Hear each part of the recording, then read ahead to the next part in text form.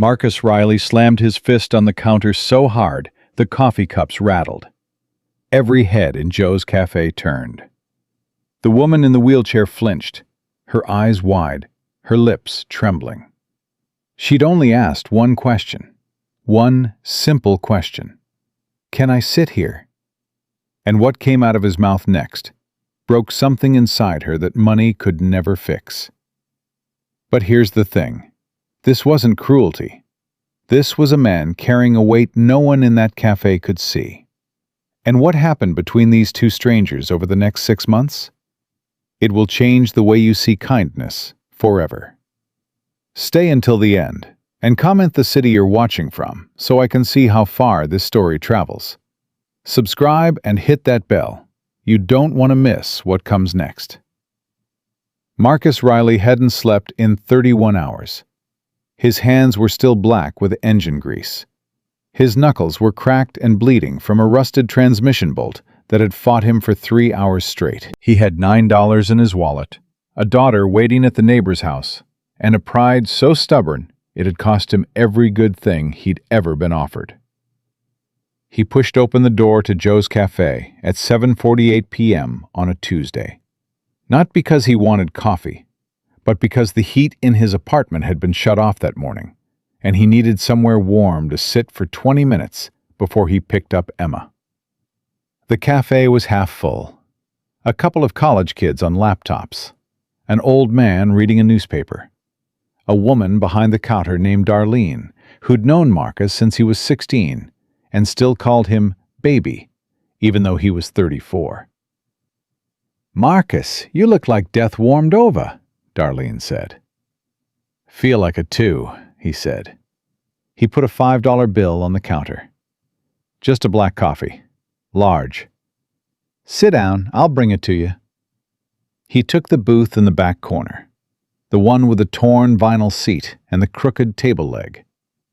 He liked it because nobody bothered him there. He put his elbows on the table, closed his eyes, and tried to remember the last time he hadn't been tired. He couldn't. That's when he heard the wheels, a soft, rhythmic sound on the tile floor. He opened his eyes. A woman in a wheelchair was moving through the cafe, and she was heading straight toward him. She was maybe 50, maybe older. It was hard to tell. Her clothes were expensive. Her posture was careful. Her eyes carried the kind of exhaustion that had nothing to do with physical labor. She stopped at the edge of his booth. "Excuse me," she said. "Can I sit here?" Marcus looked at her. Then he looked around the cafe. There were at least 4 empty tables. "Why here?" he asked. She hesitated. "Because this is the only booth where someone is sitting alone, and I've had enough of being alone today." He stared at her for a long moment. Something in her voice, not pity, not manipulation, just a raw, unfiltered honesty, hit him in a place he didn't expect. He pulled his jacket off the opposite seat. "Yeah," he said. "Sit down." She wheeled herself into position across from him, and for a few seconds, neither of them said a word. "I'm Victoria," she said finally. "Marcus." "You look like you've had a hard day, Marcus." He almost laughed. "Lady, I've had a hard decade." She didn't flinch at that. Most people did. Most people heard a man say something like that and immediately looked for the exit. Victoria Hayes didn't move. "So have I," she said quietly. Darlene appeared with his coffee and glanced at Victoria. "You want something, hon?" "Just a tea, please. Whatever you have." Darlene nodded and walked away. Marcus wrapped both hands around his mug and let the heat soak into his cracked skin. "You don't look like you belong in this part of town," he said. It wasn't an insult. It was an observation. "I don't belong anywhere right now," Victoria said. "My driver dropped me off 3 blocks away because I told him I wanted to take a walk. He thought I was crazy. Maybe I am." "Your driver," Marcus repeated. "Yes. You have a driver. I have a driver, a housekeeper, a personal assistant, and a corner office on the 42nd floor of Hayes Corporation downtown. She paused. And I haven't had a real conversation with another human being in 4 months. Marcus set his coffee down. 4 months. My husband left me 11 months ago. My daughter stopped calling 6 months ago. My board of directors treats me like a signature on a document, not a person. My physical therapist is the only one who touches me, and that's because I pay her to. She stopped herself. I'm sorry, you didn't ask for any of that. No, Marcus said. I didn't. Silence again. Then he said, but I'm not asking you to stop either. Victoria looked at him, really looked at him. His face was lined, weathered, honest. His eyes were tired, but not dead. There was something in them that she hadn't seen in anyone in a long time. Not sympathy, not calculation. Just presence. Why not? She asked. Because I know what it's like to have nobody to talk to, he said. I've got a 6-year-old daughter. She's the only person I've had a real conversation with in I don't know how long. And half the time, she's talking about unicorns. A sound escaped Victoria's throat. Unexpected, involuntary. A laugh. Small and startled, like a bird that had forgotten it could fly. Unicorns, she said. Pink ones, with glitter. That sounds wonderful. It is, Marcus said. And he meant it. She's the best thing in my life. The only good thing, most days. Darlene brought the tea. Victoria wrapped her fingers around the cup the same way Marcus held his coffee, like it was the only source of warmth in the world. What happened? Marcus asked. To your legs, I mean, if you don't mind. A car accident. 3 years ago. Drunk driver ran a red light. Her voice didn't waver. She'd told this story 100 times. I was in the hospital for 5 months, 3 surgeries. When I came out, my husband said he couldn't handle it. He said, and I'll never forget this, he said, I didn't sign up for this version of you. Marcus's jaw tightened. He said that. He said that. To your face. Standing in our kitchen, while I was still learning how to transfer from the bed to the chair. Marcus leaned back. He ran his hand over his face, and when he spoke, his voice was low and hard. I've known some sorry men in my life, but a man who walks out on his wife because she's in a wheelchair, that's not a man. That's a coward wearing a man's clothes. Victoria blinked, then blinked again. Her eyes were wet, and she turned her face toward the window to hide it. Nobody's ever said that to me, she whispered. Nobody's ever told you your ex-husband is a coward? Nobody's ever been angry on my behalf. That stopped Marcus cold. He stared at her, this woman with more money than he'd seen in 10 lifetimes. And he understood something that most people never figure out. Wealth doesn't protect you from loneliness. Money can buy silence, but it can't buy someone who gives a damn. Well, he said, now someone has. The cafe was getting quieter. The college kids left. The old man folded his newspaper and shuffled out. Darlene started wiping down tables, and Marcus and Victoria kept talking. Not about money or business or any of the things that usually define their worlds. They talked about the things that mattered. Marcus told her about Emma's mother, how she'd left when Emma was 8 months old. No note, no explanation. Just a car pulling out of the driveway at 3 a.m, and a crib with a crying baby in it. I stood there holding her, Marcus said, and I made her a promise. I said, I'm never going to leave you. Not ever. Not for anything. And I haven't. Even when the rent was late. Even when I couldn't feed myself so she could eat. Even when the whole world looked at me like I was nothing. Victoria's hands were trembling around her tea. You kept that promise, she said. Every single day. That's more than most people do. That's what being a father means. The front door of the cafe swung open with a bang, and a small voice pierced through the quiet like sunlight through a crack. Daddy! Emma Riley, 6 years old, wild brown curls, a jacket 2 sizes too big, and sneakers with the soles coming apart, came running across the cafe floor at full speed. She launched herself into Marcus's arms, and he caught her like he'd been catching her his whole life. Hey, baby girl, what are you doing here? Mrs. Patterson said you were here. She said I could come find you. Marcus looked over Emma's shoulder and saw Mrs. Patterson, his elderly neighbor, standing at the door with an apologetic wave. He nodded at her, and she left. Emma was already wriggling out of his arms, her attention captured by the woman sitting across from her father. Hi, Emma said. Victoria stared at this child like she was seeing something impossible. Hello, Victoria said. I'm Emma. I'm Victoria. That's a pretty name. Are those your wheels? Marcus winced.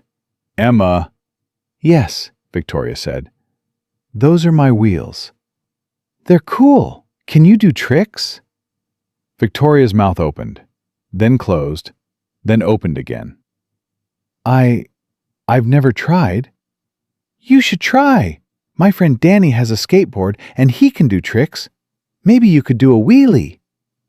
Marcus put his hand on Emma's shoulder. Emma, come on. Let's not. It's all right, Victoria said. Her voice was different now. Something in it had cracked open. She's wonderful. Emma climbed up onto the booth seat next to Marcus and looked at Victoria with the kind of directness that only children possess. Unfiltered, unjudging, completely fearless. Are you my daddy's friend? Emma asked. Marcus opened his mouth to redirect, but Victoria spoke first. I'd like to be, she said. Good. My daddy needs friends. He only talks to me and the car engines. Marcus closed his eyes. Emma. What? It's true. Victoria laughed again, bigger this time, fuller. And Marcus watched something happen to her face that he imagined hadn't happened in a very long time. She looked alive. Your daddy seems like a very good man, Victoria said to Emma. He's the best. He makes me pancakes every Sunday, and he reads to me every night, even when he's really, really tired. Even when he falls asleep in the middle of the book. He falls asleep? Yeah, he starts snoring, and the book falls on his face. It's so funny. Marcus rubbed his forehead. All right, that's enough classified information. Emma turned to Victoria and lowered her voice to a loud whisper. He's embarrassed. I can see that, Victoria whispered back. For a moment, just a brief, impossible moment, the three of them felt like something they weren't. Something normal. Something whole. Emma slid off the seat and walked around the table to Victoria's side. She stood there, looking up at her with those enormous brown eyes. Are you sad? Emma asked. The cafe went silent. Victoria swallowed. What makes you ask that? Your eyes look sad. My daddy's eyes look like that sometimes. When he thinks I'm not watching. Marcus's throat closed. He couldn't speak. Victoria's hand came up to her mouth. She pressed her fingers against her lips, trying to hold something back. A sound. A sob. A lifetime of things she'd buried under boardroom presentations and medical bills, and the cold, echoing silence of a house with 20 rooms and no one in them. Yes, Victoria said. I'm sad. It's okay to be sad, Emma said. My daddy says crying is brave. And then Emma did something that no amount of money, power, or corporate strategy could have engineered. She walked up to Victoria Hayes, CEO, millionaire, a woman who commanded rooms full of executives. And she hugged her. Small arms around Victoria's neck, a tiny body pressed against hers. The unconditional, unearned, irrational love of a child who had nothing to give but her heart, and gave it freely. Victoria broke. Not gracefully, not quietly. She broke the way people break when they've been holding themselves together for so long that they've forgotten what it feels like to let go. Her shoulders shook. Her breath came in ragged gasps. Tears streamed down her face and fell onto Emma's oversized jacket. Marcus stood up. He took a step forward, then stopped. Because he understood that this moment wasn't about him. This was between his daughter and a stranger. And somehow, his 6-year-old was doing what no therapist, no board member, no ex-husband, and no amount of money had been able to do. She was reminding Victoria Hayes that she was human. Emma didn't let go. She held on with the fierce, stubborn grip of a child who knows, instinctively, absolutely, that some people just need to be held. "It's okay," Emma whispered, patting Victoria's back with her small hand. "It's okay. You're not alone." Darlene stood behind the counter with a dish rag pressed to her mouth, tears in her own eyes. Marcus sat back down. He didn't wipe his face. He let the tears fall. Because his daughter was right. Crying was brave. And he'd been lying to himself about that for a long time. When Victoria finally pulled back, her face was a mess. Mascara streaked, eyes swollen, nose red. She looked nothing like a CEO. She looked like a woman. Just a woman who had been seen, finally, by someone who expected nothing in return. "Thank you," Victoria whispered to Emma. "You're welcome," Emma said, like it was the simplest thing in the world, because to her, it was. Marcus reached across the table and handed Victoria a napkin. She took it, dabbed her eyes, and let out a long, shaking breath. "I should go," Victoria said. "My driver is waiting." "Yeah," Marcus said. "I should get this one home and in bed." They looked at each other across the table. A mechanic and a CEO. A man with $9 and a woman with 9 figures. 2 people who had no business meeting and even less business connecting. But they had. "Marcus," Victoria said. "Yeah?" "This was the best conversation I've had in a year." He nodded. "Same." She reached into her purse and pulled out a business card. She set it on the table between them. Marcus looked at it, but didn't pick it up. "I'm not looking for charity," he said. "I'm not offering charity," she said. "I'm giving you my number, because I'd like to have coffee again, if you're willing." He studied her face, searching for pity, searching for the angle, searching for the thing that people always wanted when they offered him something. He couldn't find it. He picked up the card.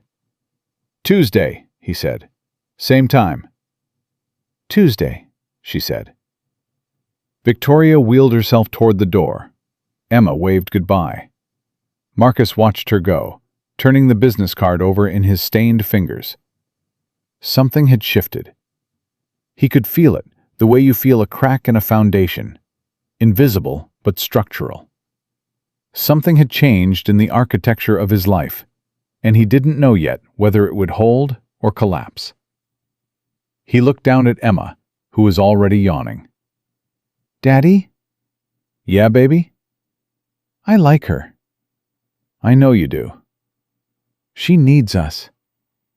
Marcus said nothing. He picked up his daughter, left $3 on the table for Darlene, and walked out into the cold night air with the business card in his pocket and a feeling in his chest that he hadn't felt in years.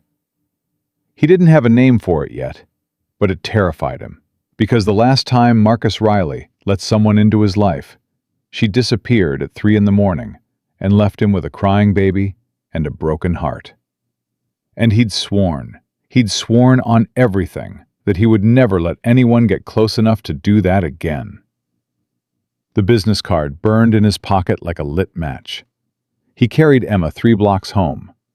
She was asleep before they turned the first corner, her head on his shoulder, her breath warm against his neck. The streetlights cast long shadows on the sidewalk, and Marcus walked through them one by one, thinking about a woman in a wheelchair who'd asked a simple question. "Can I sit here?" 3 words. That's all it took. 3 words, and the walls he'd spent 6 years building had started to crack.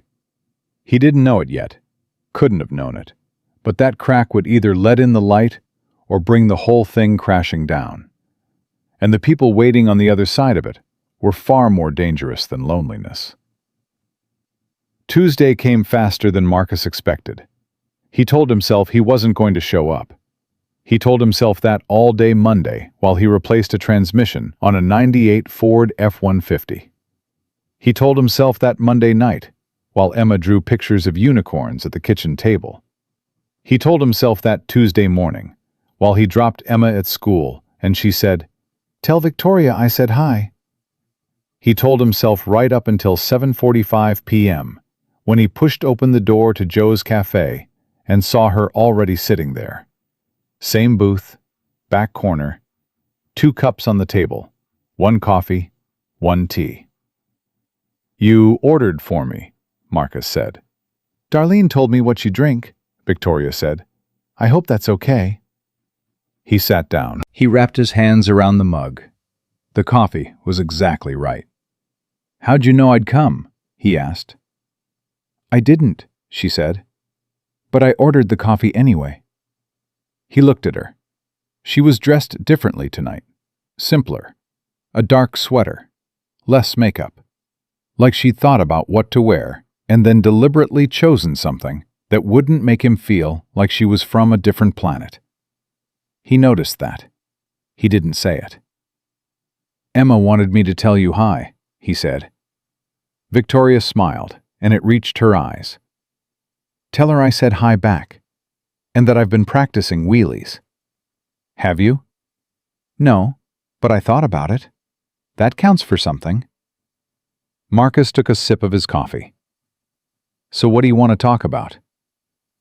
"I don't have an agenda, Marcus. I just wanted to sit across from someone who doesn't want something from me." "How do you know I don't want something?" "Because you almost didn't come." That landed. He set the mug down and looked at her straight. "You're sharp," he said. "I run a $400 million company. Sharp is the minimum requirement. So why are you sitting in a cafe in the worst part of town with a mechanic?" Victoria didn't answer right away. She turned her teacup slowly in her hands, and when she spoke, her voice had dropped to something quieter, something closer to the bone. "Because in that boardroom, everyone tells me what I want to hear. My lawyers tell me I'm right. My executives tell me I'm brilliant. My assistant tells me my schedule. Nobody tells me the truth." She looked up at him.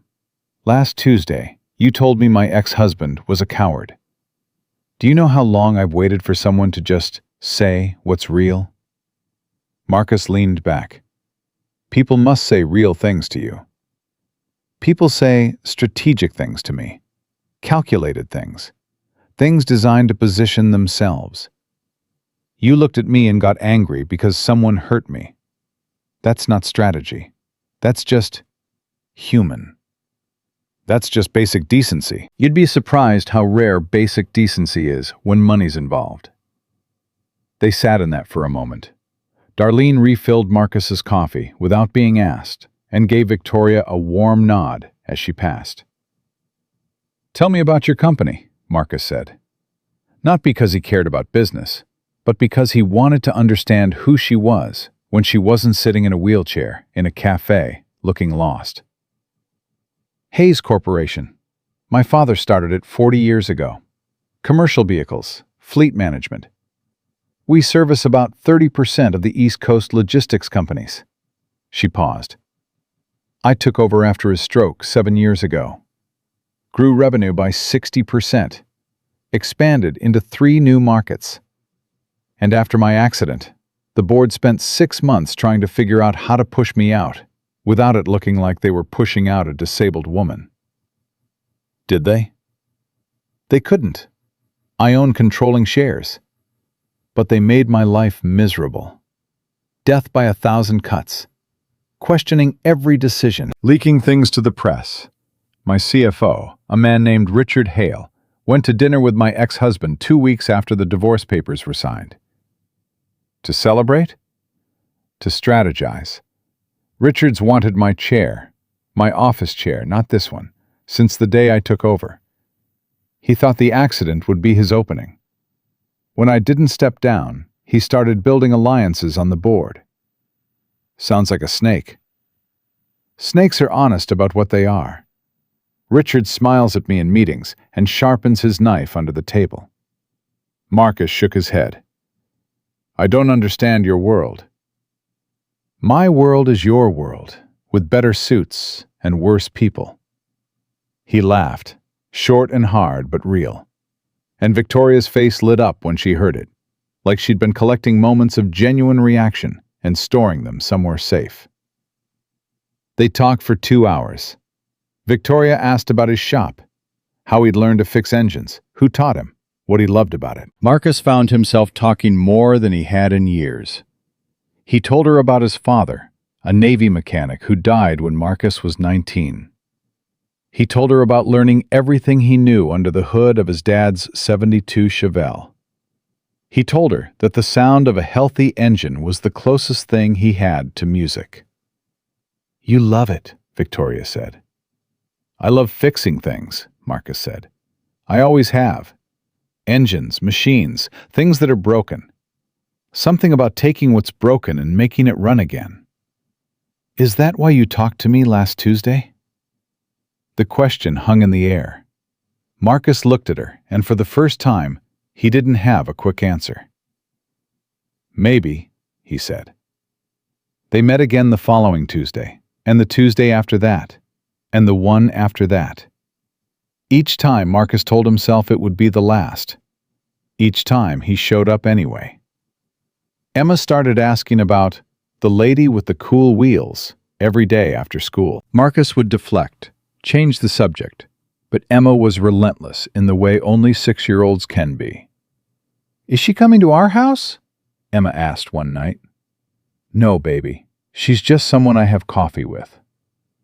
Why can't she come here? Because our apartment is small and cold, and the heater still doesn't work. She wouldn't care about that. You don't know that. Yes, I do. She's nice. Nice people don't care about heaters. Marcus stared at his daughter and wondered when she'd gotten smarter than him. It was the 5th Tuesday when everything changed. Marcus was under a Chevy Silverado at his shop, a one-bay garage on 8th Street that he rented for $600 a month from a landlord who raised the price every year and fixed nothing. His phone rang. He ignored it. It rang again. He slid out from under the truck, wiped his hands on his jeans, and answered. Mr. Riley? Yeah, who's this? My name is Sandra Chen. I'm the executive assistant to Victoria Hayes at Hayes Corporation. Miss Hayes would like to know if you are available for a meeting tomorrow afternoon at 2 o'clock. Marcus held the phone away from his ear and stared at it like it had spoken in a foreign language. A meeting, he repeated. Yes, sir, at our corporate offices downtown.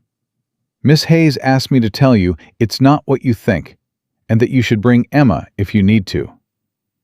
She said that? The part about it not being what I think? She did. She also said you'd probably say no, and that I should tell you she ordered your coffee already. Marcus closed his eyes. Tell her I'll be there. He hung up and stood in his garage, looking at the cracked concrete floor and the rusted tool chest and the faded sign that read, Riley Auto Repair. He'd built this place from nothing. He'd poured every dollar, every hour, every ounce of sweat into keeping it alive. Some months it barely covered the rent. Some months it didn't. And now, a woman he'd known for 5 weeks was inviting him to a corporate office that probably had marble floors. He didn't sleep that night. The next afternoon, Marcus drove his 10-year-old pickup truck to the Hayes Corporation building downtown. He parked between a Mercedes and a BMW and sat in his truck for a full minute, staring up at the glass tower. He was wearing his cleanest jeans and a button-down shirt he'd ironed that morning. He'd scrubbed the grease from under his fingernails 3 times. He still missed some.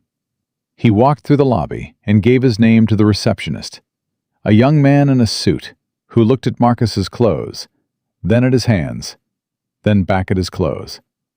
"I'm here to see Victoria Hayes," Marcus said. "Do you have an appointment?" "Sandra Chen called me. Tell her Marcus Riley is here." The receptionist made a call. His eyebrows went up. He hung up. "Ms. Hayes is expecting you. 42nd floor." Marcus rode the elevator alone. It was the longest elevator ride of his life.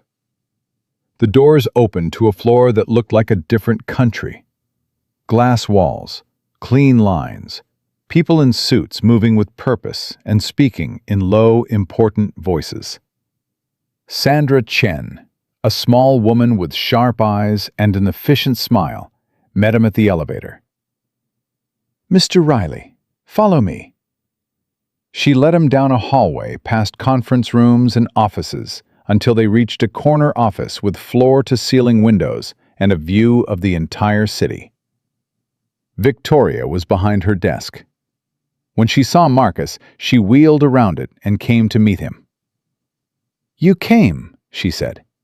"You ordered my coffee." She smiled. "Sandra, could you give us a moment?" Sandra disappeared. Victoria gestured to a chair across from her desk. Marcus sat down. He felt enormous and out of place, like a wrench dropped in a jewelry box. "I'm going to say something," Victoria said, "and I need you to hear all of it before you react. Can you do that?" "Depends on what you're about to say." "Marcus." "Fine, I'm listening." Victoria folded her hands in her lap. "I had my head of HR pull the specs on a position we've been trying to fill for 4 months. Fleet Maintenance Director. We manage over 2,000 commercial vehicles, and the person running that department retired in January. We've interviewed 11 candidates. MBAs, engineers, corporate types. Not one of them knows the difference between a torque wrench and a tire iron." Marcus said nothing. His jaw was set. "The job pays $140,000 a year," Victoria continued. "Full benefits, health insurance for you and Emma. And there's an education fund we offer to employees' children that would cover Emma's schooling through high school." Marcus stood up. "Sit down," Victoria said. "No. Marcus, sit down. This is charity. This is a job offer. You don't even know if I'm qualified. I know you've been running your own shop for 8 years. I know you've rebuilt engines that other mechanics scrapped. I know you can diagnose a misfire by sound. And I know that every Tuesday night you talk about vehicles the way some men talk about their children. You're more qualified than anyone my HR department has found."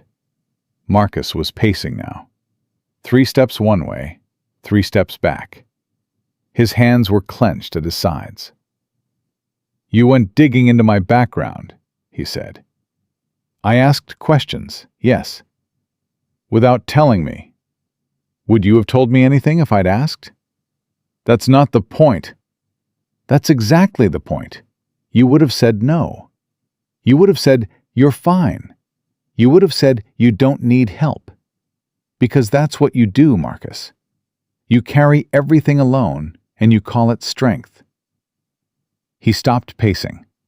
He turned to face her, and his eyes were hard. "You don't know anything about my strength. I know you haven't turned the heat on in your apartment for 3 weeks because you're behind on the electric bill. I know your shop's rent went up again, and you're 1 bad month from losing it. I know you skip meals so Emma can eat." "How do you know that?" "Because I pay attention. Because I've watched you order the cheapest thing on the menu every Tuesday and split it in half when Emma's there. Because Darlene told me you haven't bought yourself a new pair of boots in 4 years. Darlene talks too much. Darlene cares about you. So do I. The room went very quiet. Marcus could hear the air conditioning humming, the distant murmur of the office outside, the sound of his own breathing. I don't take handouts, he said. His voice was low, almost a growl. This isn't a handout. I'm offering you work. Real work. Hard work. The kind you're built for. You'd be managing a team of 15 mechanics and overseeing maintenance on a fleet that keeps half the East Coast moving. That's not charity, Marcus. That's respect. Respect. Yes, for what you can do, for what you know, for who you are. He turned away from her and walked to the window. 42 floors below, the city sprawled out like a circuit board, lights and lines and movement. He could see the neighborhood where his shop was. He could see the block where his apartment sat dark and cold. If I take this, he said, without turning around, people are going to talk. People always talk. They're going to say you gave me a job because of the coffee, because of whatever this is. Let them say it. It's not that simple. Not for me. I've got a daughter. I've got a reputation. If people think I got where I am because some rich woman felt sorry for me. Is that what you think this is? Pity? He turned around. Isn't it? Victoria wheeled herself closer to him. She stopped 3 feet away and looked up at him. And there was no pity in her eyes. There was fire. I watched you fix a stranger's flat tire in the parking lot last Tuesday, she said. It was raining. You didn't know I was watching. The man didn't even thank you, and you didn't care. You just did it because it needed doing. She paused. I have a building full of people with degrees and titles, and not one of them would get their hands dirty for a stranger. Pity? Marcus, I'm not pitying you. I'm trying not to lose you. Something cracked in his chest. Not broke, cracked. The way ice cracks in spring when the water underneath starts moving again. I need to think about it, he said. Take all the time you need. I'm serious. Don't push me on this. I'm not pushing. I'm standing still. You're the one who's running. He looked at her for a long time. Then he picked up his jacket from the chair. I'll call you, he said. I know. He walked to the door, stopped, didn't turn around. Victoria. Yes? The coffee thing. Tuesdays. That doesn't change. Whatever I decide, that doesn't change. It doesn't have to. He left the building. He sat in his truck in the parking garage for 20 minutes. Then he drove to pick up Emma. That night, after Emma was in bed, Marcus sat at his kitchen table in the dark. The business card was in front of him. The offer letter Victoria had given him was next to it. $140,000. Health insurance. An education fund for his daughter. He could hear Emma breathing in the next room. Slow, steady, trusting. The breathing of a child who believed her father could fix anything. His phone buzzed, a text from an unknown number. You forgot your coffee. Darlene says you owe her $3. V. He stared at the message. Then, despite everything, despite the fear and the pride and the voice in his head screaming that this was a trap, he smiled. He typed back, Tell Darlene I'm good for it. 3 dots appeared. Then, she says she knows. She also says you should take the job. Darlene needs to mind her business. Darlene says you need to stop being stubborn. Are you with Darlene right now? No, but I know what she'd say. Marcus put his phone down. He picked it up again. I'm scared, he typed. Then he deleted it. He typed, "I'll think about it." Then he deleted that too. Finally, he typed, "Tuesday." She replied, "Tuesday." He put the phone on the table, walked to Emma's doorway, and watched his daughter sleep. He thought about what it meant to be a man who had nothing and was offered everything. He thought about what it meant to say yes and what it cost to say no. He thought about his father, who worked himself to death and never asked for a thing. And he thought about Emma, who deserved more than a cold apartment and a father too proud to take a hand when it was offered. He went back to the kitchen. He picked up the offer letter. He read it again. Then he folded it, put it in his jacket pocket next to the business card, and went to bed. He didn't sleep. The next morning at the shop, Marcus was elbow deep in a Dodge Ram engine when the bay door rattled. He looked up and saw two men standing in the entrance. Both wore suits. One was tall and thin, with silver hair and a smile that didn't touch his eyes. The other was younger, heavier, carrying a leather briefcase like it was a weapon. "Marcus Riley?" the silver-haired man said. "Shop's closed for walk-ins. You can call for an appointment."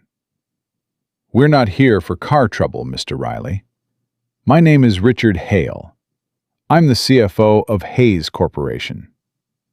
Marcus slowly pulled his hands out of the engine and wiped them on a rag. He didn't say anything.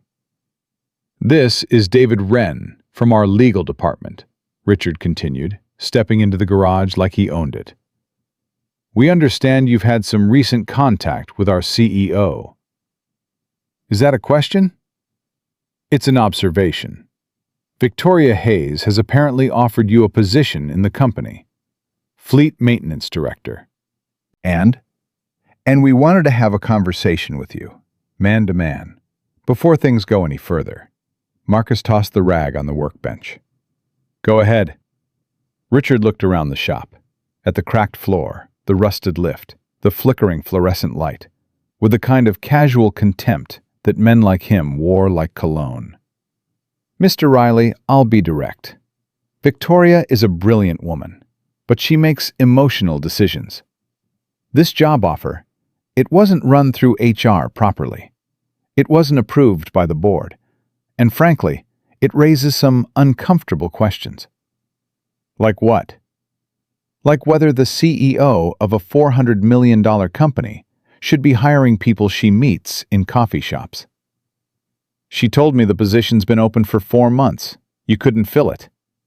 "We had candidates." "She said they couldn't tell a torque wrench from a tire iron." Richard's smile tightened. "That may be Victoria's assessment. The board has a different perspective." Marcus crossed his arms. "What's your perspective, Richard?" "My perspective is that this company has a reputation to maintain. Our clients trust us because we're professional, vetted, credentialed. They don't expect us to hire a man who runs a one-bay garage on 8th Street because our CEO had a nice conversation with him over coffee." David Wren opened his briefcase and pulled out a folder. He held it up, but didn't offer it. "We did our own background check, Mr. Riley," David said. "No college degree. 2 years at a community college. Didn't finish. A bankruptcy filing 4 years ago. And a custody dispute with your ex-wife's family in 2021. Marcus's entire body went rigid. His hands, hanging at his sides, slowly closed into fists. "That custody dispute," Marcus said, his voice dangerously quiet, "was filed by my ex-wife's mother, who wanted to take Emma because she thought a single father couldn't raise a girl. I won. Full custody. The judge said I was the most dedicated parent she'd seen in 20 years on the bench. The facts remain. The facts are that I've raised my daughter alone since she was 8 months old. The facts are that I've run this shop for 8 years without missing a single payment until the rent went up 40% in 1 year. The facts are that I can rebuild any engine in your fleet blindfolded. Those are the facts." Richard stepped closer. Mr. Riley, I'm going to be honest with you, because I don't think Victoria has been. This isn't about the job. This is about a lonely woman in a wheelchair who's making impulsive decisions because a stranger was nice to her. If you have any integrity, any at all, you'll walk away. For her sake. The garage went dead silent.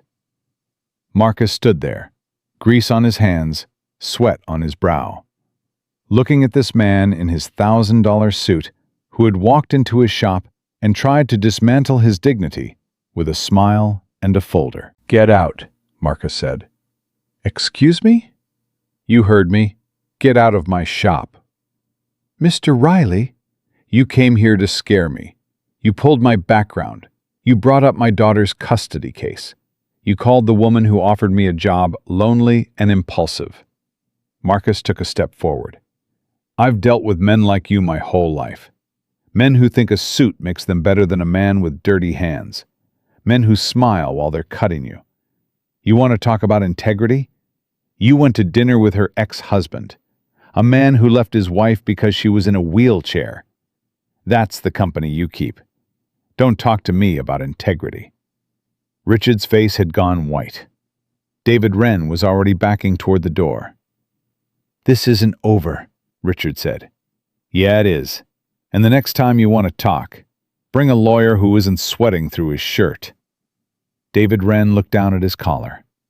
There was, in fact, a visible sweat stain.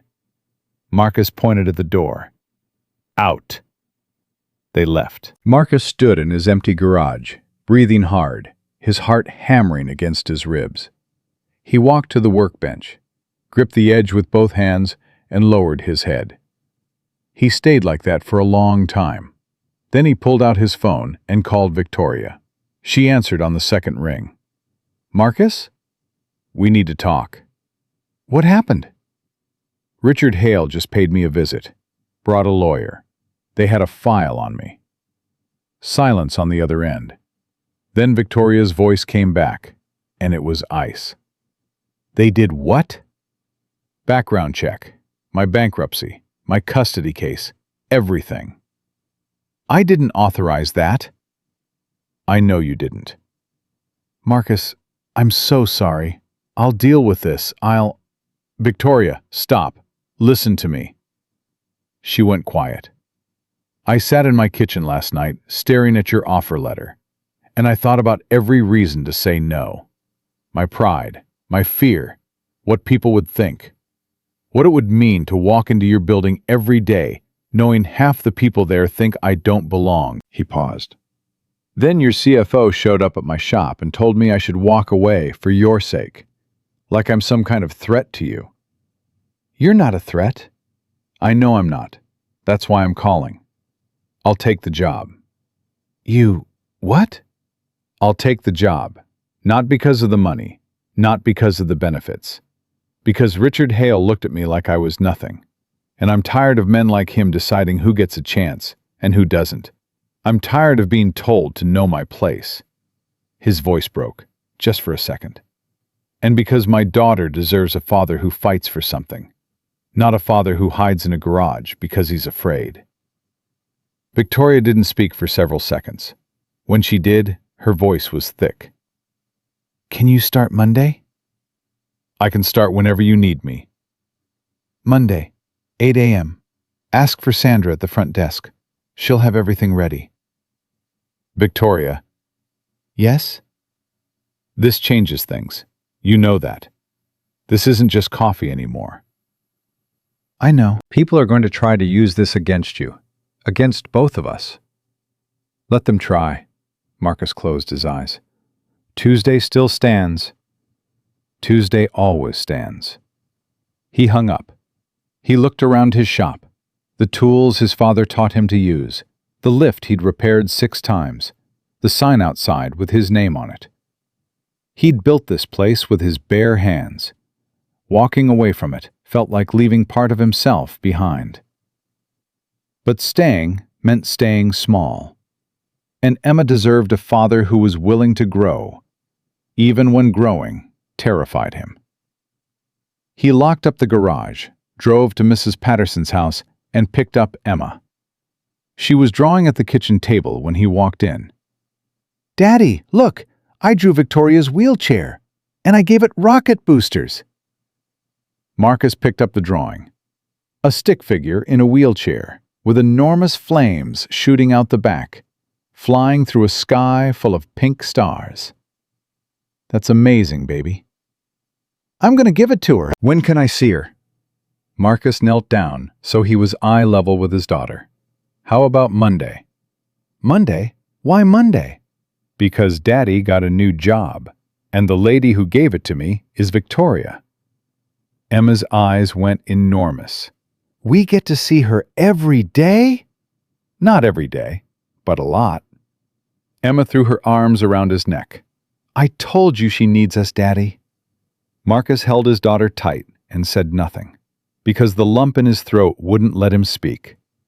He carried her to the truck, buckled her in, and drove home through streets that looked exactly the same as they had that morning, but felt completely different. In his pocket, his phone buzzed. A text from Victoria. "Thank you for not walking away." He read it at a red light. He typed back 4 words. "I don't walk away."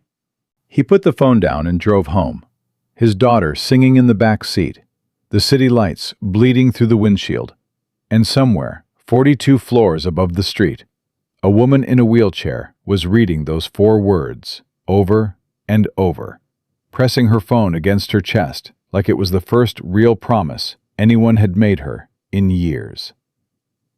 Monday morning arrived like a verdict. Marcus was up at 5.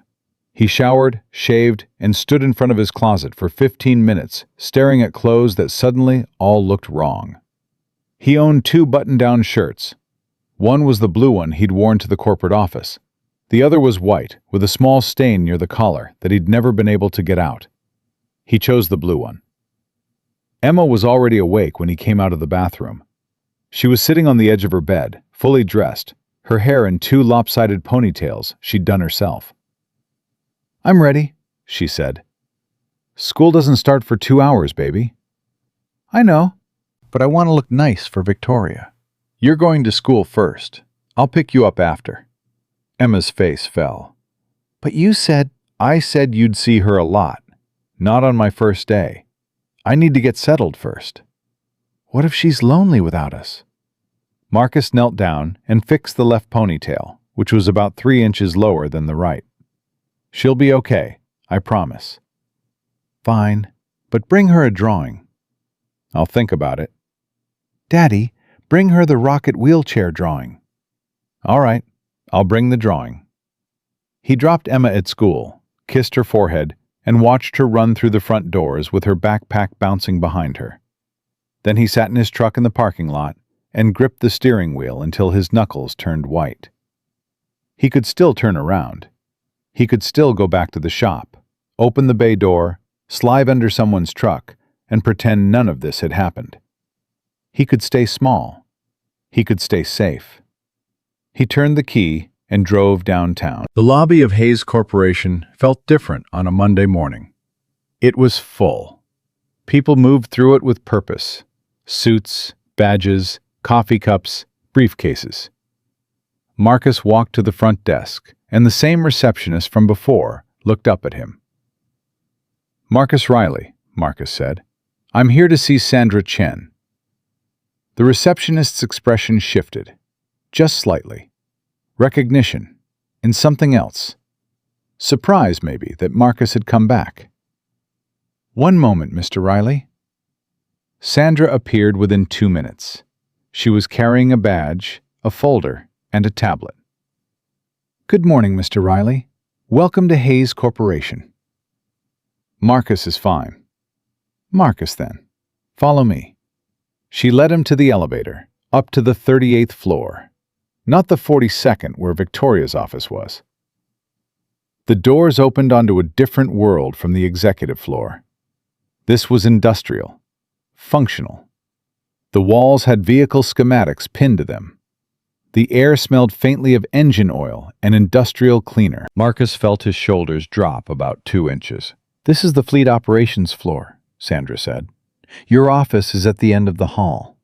Your team, 15 mechanics, 3 shift supervisors, and 1 administrative assistant, are waiting in the conference room for a brief introduction. They know I'm coming? They know Victoria hired a new fleet maintenance director. They don't know much beyond that. Do they know I don't have a degree? Sandra stopped walking and turned to face him. She was small, but her eyes were direct and unblinking. Mr. Riley, Marcus, I've worked for Victoria for 6 years. She doesn't make mistakes when it comes to people. Whatever your credentials look like on paper, she hired you because she believes you're the right person. The rest is up to you. Marcus nodded. Fair enough. She opened the conference room door. 18 people sat around a long table. Most were men. Most were in work clothes, not suits. They looked up when Marcus walked in, and he could feel the assessment, the measuring, the instant calculation that every blue-collar worker does when a new boss walks through the door. Is this guy real? Or is this another corporate puppet who's never turned a wrench? Marcus didn't sit down. He stood at the head of the table and looked at each person, one by one. My name is Marcus Riley, he said. Until last week, I ran a one-bay garage on 8th Street. Before that, I worked at 3 different shops across the city. Before that, my father taught me how to take apart a carburetor when I was 12 years old. I don't have a degree. I don't have an MBA. What I have is 22 years of experience fixing things that other people said couldn't be fixed. The room was quiet. I'm not here to change how you do your jobs. I'm here to learn how this operation runs and figure out how to make it run better. If you've got problems with your equipment, your schedules, or your working conditions, I want to hear about it. Not next week, today. A large man at the far end of the table, mid-50s, heavy arms, a face that had seen decades of hard work, raised his hand. Yeah, Marcus said. Go ahead. Name's Frank Dooley, lead mechanic, Bay 3. Been here 11 years. We've had 4 directors in 3 years. Every one of them came in with a clipboard and left when they realized the job was harder than the spreadsheet said it was. He leaned forward. What makes you any different? Marcus looked at Frank. He recognized the challenge.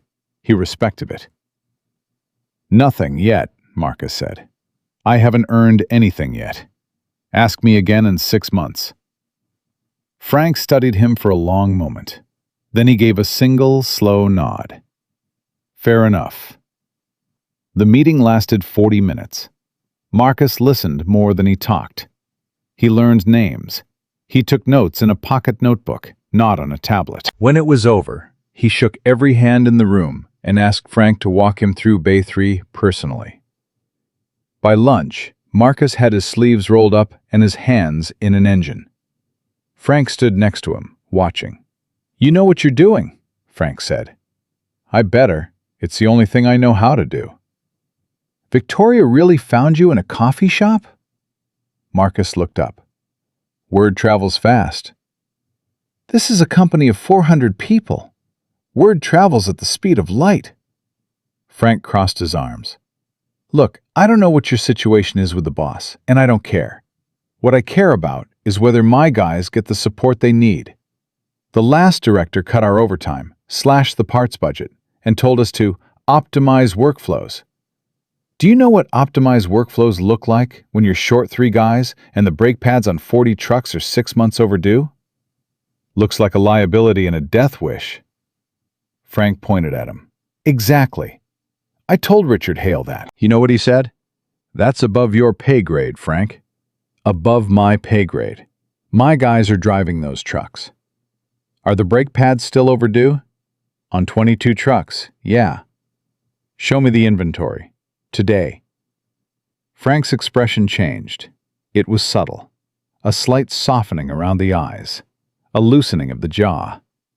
The look of a man who'd been shouting into a void for 3 years and had finally heard an echo. You're serious, Frank said. I don't play games with safety. Show me the inventory, show me the maintenance logs, and show me the budget Richard Hale approved. I'll handle the rest. By the end of the first week, Marcus had ordered brake pads for all 22 overdue trucks, filed a safety compliance report that had been sitting unsigned for 4 months, and reorganized the shift schedule so his mechanics weren't pulling double shifts every other week. He stayed until 7 every night, learning the system, memorizing the fleet numbers, walking the bays. He hadn't seen Victoria since Monday morning, when she'd sent Sandra down with a coffee and a note that read, "Rocket wheelchair drawing is on my desk. Emma is an artist. V." On Friday afternoon, his office phone rang. "How was your first week?" Victoria's voice was warm. "Your brake pads were 6 months overdue on 22 trucks. Your parts budget was cut by 30% last year. Your mechanics are understaffed, underpaid, and the last director didn't know what a torque spec was. Other than that, great." Victoria was quiet for a beat. "Richard approved those budget cuts." "I know. I saw the paperwork." "I didn't sign off on them." "I know that too. Frank told me." "Frank Dooley? He talked to you?" "We spent 3 hours in Bay 3 together. He knows more about your fleet than anyone in this building." "He's never said more than 6 words to any previous director." "Maybe the previous directors never got their hands dirty." Victoria laughed softly. "Tuesday still stands?" "Tuesday always stands." That Tuesday, they sat in their booth at Joe's Café, and for the first time, they talked about work. Marcus laid out everything he'd found: the deferred maintenance, the budget cuts, the safety gaps. Victoria listened with the focused intensity of a woman who'd built an empire, and was hearing for the first time that its foundation had cracks. "Richard's been making these decisions without my approval," she said. "He's been making a lot of decisions without your approval.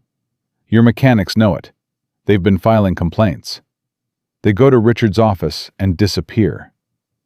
"Disappear?" "Into a drawer, I assume. Nobody's followed up." Victoria's hand tightened around her teacup. "I've been so focused on the board, on the stock price, on keeping my position, that I didn't see what was happening on the ground." "You can't see everything from the 42nd floor." "No, but I should have. That's on me." Marcus took a sip of his coffee. "It's not too late to fix it. You sound like a mechanic. I am a mechanic, and your company's got a misfire. I can hear it." She looked at him across the table. This man who'd been in her building for 5 days and had already uncovered more problems than her executive team had reported in a year. "Richard's going to fight you on this," she said. "He already is. He sent David Wren down to my floor on Wednesday. Said my purchase orders for the brake pads needed additional review. I told David the trucks were a liability, and if one of them failed and someone got hurt, the review would come from a courtroom, not a conference room." "What did David say?" "He approved the order." Victoria stared at him. "You threatened legal action on your 3rd day?" "I stated a fact. If a truck with bad brakes kills someone, Hayes Corporation is liable. That's not a threat. That's the law." She shook her head slowly, but she was smiling. "You're going to make a lot of enemies." "Already have, but your mechanics are starting to trust me, and that's worth more than Richard Hale's approval." "Be careful, Marcus. Richard doesn't lose gracefully." "Neither do I." Emma was waiting in the truck when Marcus came out of the cafe. Mrs. Patterson had dropped her off, and she was pressing her face against the window, making fish lips. Marcus opened the door. "You're ridiculous." "Did you see Victoria? Did she like my drawing?" She put it on her desk. "On her desk? Like where she works?" "Right next to her computer." Emma squealed and kicked her feet. "I'm going to make her another one, a bigger one, with more rockets." Marcus buckled her in and drove home. The heater was working again. He'd paid the electric bill with his first week's salary, and the apartment was warm for the first time in a month. Emma ran to her room and immediately started drawing. He stood in the kitchen and felt something unfamiliar. Not happiness exactly. Not yet. More like the absence of dread. For the first time in years, he wasn't calculating whether he could make rent. He wasn't choosing between groceries and the electric bill. He wasn't lying awake at 3 a.m. doing math in the dark. It scared him, because in Marcus Riley's experience, whenever things started going right, something was about to go very wrong. 3 weeks into his new position, Marcus was called to the 42nd floor. Not by Victoria, by Richard Hale. He walked into the executive conference room and found Richard, David Wren, and 2 board members he'd never met. A woman in her 60s named Catherine Price, and a man named Howard Webb, who looked like he'd been carved from old money and bad decisions. Victoria was not in the room. "Have a seat, Mr. Riley," Richard said. "Where's Victoria?" "Miss Hayes has a prior engagement. This meeting is between you and the board's oversight committee." Marcus sat down. He didn't take off his jacket. Catherine Price opened a folder.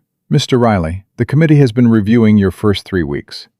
You filed 7 safety compliance reports, requisitioned $42,000 in parts, and restructured the shift schedule without consulting the operations VP. The operations VP hasn't visited the fleet floor in 8 months. I checked the logs." "That's not the point," Howard Webb said. "There are procedures, chains of command.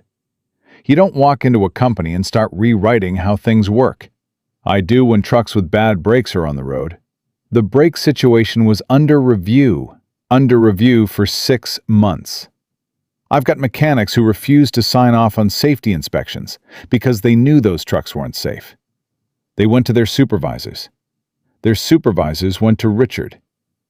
Nothing happened." Richard's jaw tightened. "That's a mischaracterization. It's in writing. I've got the complaint forms, signed and dated." Catherine looked at Richard. "Is that true?" "There were resource constraints, budget limitations. The previous director made allocation decisions." "The previous director left 4 months ago," Marcus said. "Who's been making the decisions since then?" The room went quiet. Richard's face was a mask, but Marcus could see the cracks forming behind his eyes. "Mr. Riley," Catherine said carefully, "we appreciate your diligence, but the board is concerned about the pace of change. $42,000 in unbudgeted expenses in 3 weeks. Would you like to see the liability estimate for a wrongful death suit if one of those trucks fails? I had our insurance reviewed. The exposure is north of $12 million. $42,000 in brake pads seems like a bargain." Howard Webb shifted in his seat. Catherine closed her folder. "We'll take this under advisement," Catherine said. "Take your time," Marcus said. "But the brake pads are already installed. Every truck in the fleet has been brought up to code. If you want to pull them and put the old ones back, put that in writing. I'll need it for the OSHA report." He stood up, nodded to Catherine, ignored Richard and Howard, and walked out of the conference room. In the hallway, his hands were shaking. He shoved them in his pockets and took the elevator down to 38. Frank was waiting by his office door. "Heard you were upstairs," Frank said, "with the wolves." "News travels fast." "How'd it go?" "They don't like me spending money on keeping people alive." Frank snorted. "Sounds about right. 4 years ago, I told Richard we needed to replace the hydraulic lifts in Bay 2. He said it wasn't in the budget. 3 months later, one of them failed. Dropped a truck on Tommy Medina's leg. Tommy walked with a cane for 2 years. Richard sent him a fruit basket. A fruit basket. A fruit basket. With a card that said, 'Wishing you a speedy recovery.' Tommy still has the card. Keeps it in his locker. Says it reminds him who he's working for. Marcus leaned against his office door. "Frank, how long have the guys on this floor been waiting for someone to fight for them?" Frank looked at him with eyes that had seen too much and expected too little. "Since before I got here." "Well, they've got someone now." "I know. That's why I'm standing here." Frank straightened up. "Whatever you need, wherever this goes, my guys are behind you. All of them." Marcus extended his hand. Frank took it. They shook once, firm, solid, the grip of two men who understood each other without needing to explain. That evening, Marcus's phone rang while he was making dinner. Emma was at the table doing homework, her tongue sticking out the side of her mouth the way it always did when she was concentrating. "Marcus?" Victoria's voice was tight, controlled, the voice she used in boardrooms, not in cafes. "I heard about the meeting," he said. "I didn't know about it until 20 minutes ago. Richard convened it while I was at a doctor's appointment. He deliberately scheduled it when he knew I wouldn't be here." "That's what I figured." "I'm furious." "Good. You should be. He went behind my back. He used the oversight committee to intimidate you, and he's been hiding safety complaints from me for months." "What are you going to do?" Victoria was quiet for a long moment. When she spoke, her voice had changed. The boardroom was gone. This was the woman from the café, the one who'd told him the truth about her life without flinching. "I'm going to do what I should have done a year ago," she said. "I'm going to clean house." "Victoria, be careful. If you move on Richard too fast, he'll rally the board." "He's already rallying the board. He's been doing it since my accident. The difference is, now I have proof. Those safety complaints. The budget cuts he made without authorization. The meeting he called behind my back. It's a pattern, Marcus, and patterns are evidence." "This could get ugly." "It's already ugly. It's been ugly for 3 years. I was just too tired to fight." "And now?" "Now I'm not tired anymore." Marcus stirred the pasta on the stove. Emma looked up from her homework. "Is that Victoria?" she whispered loudly. "Emma says hi," Marcus said into the phone. "Tell her I'm working on my wheelies." Marcus smiled despite everything.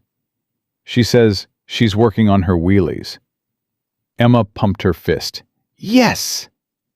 After dinner, after homework, after 2 chapters of a book about a girl and her dragon, after Emma finally fell asleep with her hand tucked under her cheek, Marcus sat in the dark kitchen again. His father's voice was in his head. His father, who never raised his voice, never complained, never asked for a thing. Who came home every night with grease under his nails and a quiet pride that needed no audience. "You don't fight battles that aren't yours, son," his father used to say. "But when the fight comes to your door, you don't run. You stand up and you look it in the eye, and you show it what you're made of." The fight was at his door. Richard Hale had brought it there the day he walked into Marcus's garage. And now it was bigger than a job, bigger than a salary, bigger than brake pads and budget cuts. This was about the mechanics on the 38th floor who'd been ignored for years. This was about Frank Dooley and Tommy Medina and every person in that building who did the real work, while men in suits on the 42nd floor decided their safety wasn't worth the investment. And it was about Victoria, a woman who'd been fighting alone for so long she'd forgotten what it felt like to have someone stand next to her. Marcus picked up his phone. He opened the text thread with Victoria. He stared at the screen for a full minute. Then he typed, "Whatever happens next, I'm not going anywhere." Her reply came in seconds. "I know. That's what scares me." "Why?" "Because the last person who said that to me left me in a wheelchair in an empty house." Marcus stared at those words. He felt them in his chest like a physical weight. He thought about what it cost this woman to say that, to admit that trust, for her, was no longer a gift, but a gamble. He typed slowly, choosing each word like he was tightening a bolt to the exact right torque. I'm not him. I'm not going to prove that with words. I'm going to prove it by showing up. Every day. Starting tomorrow. She didn't reply for a long time. Long enough that Marcus thought she'd put her phone down. Long enough that he almost put his own phone down. Then, tomorrow. And Tuesday. And Tuesday, he typed back. He put the phone on the table, pushed back his chair, and walked to Emma's doorway. His daughter was sleeping peacefully, her drawings scattered on the nightstand. Rocket wheelchairs and pink unicorns, and stick figures holding hands. The world according to Emma Riley, where kindness was currency, and love was simple, and everyone deserved someone who showed up. Marcus leaned against the doorframe. Tomorrow he would go back to the 38th floor and keep fighting. Tomorrow he would face Richard Hale and the board, and whatever came next. Tomorrow the world would test him again, the way it always did, pressing on the cracks to see if he'd break. But tonight his daughter was safe and warm. His hands were clean for once. And somewhere across the city, a woman who'd stopped believing in promises was holding her phone against her chest, reading his words one more time, and believing them. The next morning, Marcus was at his desk by 7. He'd barely sat down when Frank appeared in his doorway, and the look on Frank's face stopped Marcus mid-coffee. "What?" Marcus said. "Tommy Medina's in the break room. He wants to talk to you." "About what?" "About everything. He heard what happened upstairs yesterday. They all heard." Marcus set his coffee down. "Send him in." Tommy Medina walked with a slight limp. He was 43, lean, quiet, with hands that told the story of a man who'd spent his life under machines. He stood in Marcus's doorway like he wasn't sure he was allowed to enter. "Sit down, Tommy," Marcus said. Tommy sat. He put his hands on his knees and stared at the floor for a long time. "Frank says you went at Richard Hale in front of the board," Tommy said. "I stated facts. Richard didn't enjoy them." "Nobody states facts to Richard. Nobody. Not up there." "Well, somebody should have. A long time ago." Tommy looked up.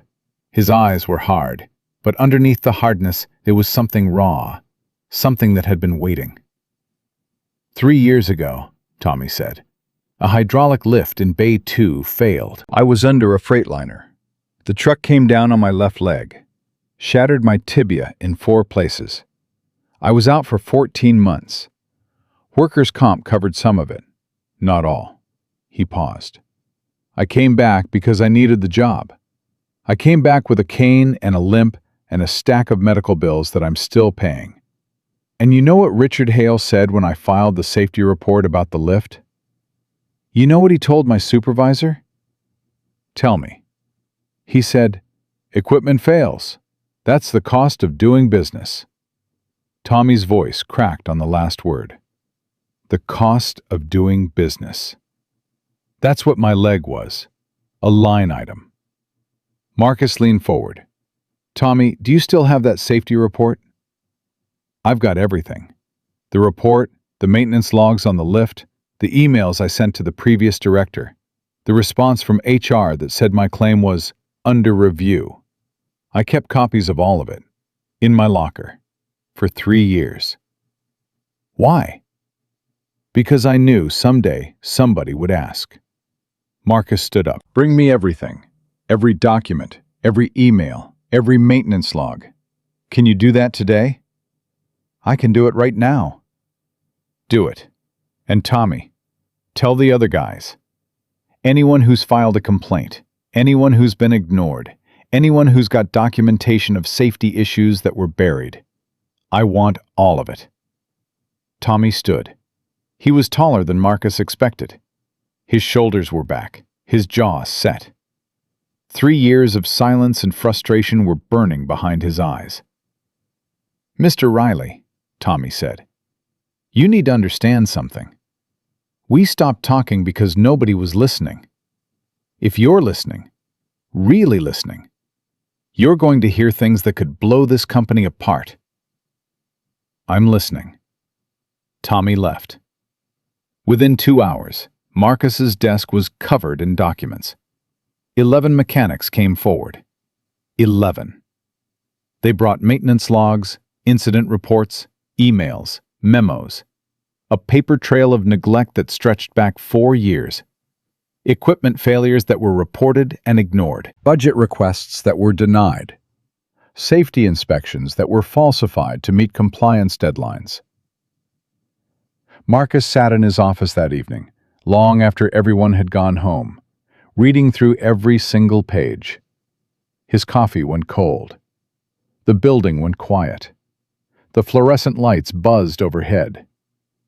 At 9 o'clock, his phone rang. "You're still in the building," Victoria said. "How do you know?" "Security told Sandra. Sandra told me." "Why are you still here?" "Because I'm looking at 4 years of safety complaints that never made it past the 38th floor. Victoria, this isn't just Richard cutting budgets. This is systematic. Maintenance logs were altered. Inspection reports were backdated. There were emails from Richard's office instructing supervisors to delay safety repairs until after quarterly reviews, so the numbers would look better." Silence on the other end. "I need to see those documents," Victoria said. "I'll bring them to you tomorrow." "Bring them tonight." "It's 9 o'clock. "I'm in my office. I haven't left either." Marcus gathered the documents into 3 folders, took the elevator to the 42nd floor, and walked down the empty hallway to Victoria's corner office. The building was deserted. The only light on the entire floor was hers. She was behind her desk, reading something on her laptop. When he walked in, she closed it and held out her hand for the folders. He gave them to her and sat down. Victoria read in silence for 20 minutes. Marcus watched her face. He saw the progression: confusion, disbelief, anger, and then something colder, something calculated. The face of a CEO who was assembling a case. "He falsified inspection reports," Victoria said quietly. "Not personally. He had supervisors do it. But the directive came from his office. It's in the emails." Tommy Medina's accident. The lift that failed hadn't been serviced in 11 months. The maintenance log says it was serviced 6 months before the accident. Someone changed the date. Victoria set the folder down. Her hands were trembling, but her voice was steady. "How many incidents?" 7 documented equipment failures in 4 years. Tommy's was the worst, but 2 other mechanics were injured. Minor injuries, officially. One of them, a guy named Carlos Vega, told me today that he broke 2 fingers when a jack failed. He reported it. The report disappeared. Disappeared? Gone. Carlos kept a copy. He's had it in his locker for 2 years. Victoria pressed her hands flat on the desk. "I trusted him. I trusted Richard to run the operational side while I focused on growth and the board. I gave him authority because I was in the hospital, and then I was in recovery, and then I was fighting just to keep my position. And while I was fighting, he was—" She stopped. Her voice broke just at the edge. "He was letting people get hurt." "Victoria, people got hurt in my company, under my name, on trucks that carry my father's name on the side." She looked at Marcus, and her eyes were wet but fierce. "My father built this company with his hands. He drove the first truck himself. He knew every mechanic by name. He would have—" She pressed her fist against her mouth and turned away. Marcus didn't move. He didn't try to comfort her. He knew that what she needed right now wasn't comfort. It was time. Time to feel it. Time to let the weight of it settle before she decided what to do with it. After a long moment, Victoria turned back. Her face was composed. The tears were gone, locked away behind something harder. "I'm calling an emergency board meeting," she said. "Tomorrow. Richard will know something's coming. Let him know. I want him to feel what's coming before it arrives." "Victoria, he's going to fight back. He's got allies on the board. Howard Webb. Maybe others." "Howard Webb has been Richard's puppet for years. I've tolerated it because removing Howard meant a proxy fight I didn't have the energy for. I have the energy now." "What do you need from me?" "I need you in that room, with these documents, with Tommy Medina and Carlos Vega and anyone else who's willing to speak." "They'll speak, every one of them." "Are you sure?" "I'm sure. They've been waiting for this." Marcus stood up. He looked at Victoria, exhausted, furious, determined, and he understood something that he hadn't fully grasped before. This woman hadn't just been fighting to keep her position. She'd been fighting to keep her father's legacy alive while surrounded by people who wanted to strip it for parts. And she'd been doing it alone, from a wheelchair, for 3 years. "Victoria," he said. "Yes?" "Your father would be proud of you." Her composure cracked, just for a second. A tremor passed through her like a wave through still water, and she gripped the armrest of her wheelchair so hard her knuckles went white. "You don't know that," she whispered. "Yeah, I do, because I'm a parent. And if Emma grew up to fight this hard for what's right, I'd be the proudest man alive." She couldn't speak. She nodded once, quickly, and turned back to the documents. "Go home," she said. "Be with Emma. I'll handle the board meeting logistics tonight." "You sure?" "Go. And Marcus, tell Emma I can do a wheelie now." "Can you?" "No, but I will by Tuesday." He left the building and drove home through empty streets. Emma was asleep at Mrs. Patterson's apartment, curled up on the couch with a blanket and a stuffed elephant. Marcus carried her home, put her to bed, and sat in the kitchen. His phone buzzed, a text from Frank. "Tommy told us what you're doing. We're all in, every single one." Marcus typed back, "Board meeting tomorrow. I might need some of you there. Just say the word." He put the phone down and stared at the wall. Tomorrow was going to be a war. Richard Hale had spent 3 years building his position, and men like Richard didn't surrender. They scorched the earth. Marcus knew that whatever happened in that boardroom, it would change everything. For Victoria, for the company, for the mechanics on the 38th floor, and for him. Because Marcus Riley, a man who'd spent his whole life staying invisible, was about to stand up in front of a board of directors and tell them the truth.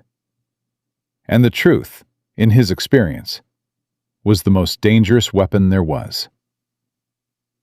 The emergency board meeting was called for 2 p.m. Victoria convened it under Article 7 of the company bylaws, a provision that allowed the CEO to call an emergency session when there was evidence of material misconduct. Richard Hale arrived at 1:45. He was smiling. He always smiled when he sensed a confrontation, like a man who enjoyed the taste of other people's blood.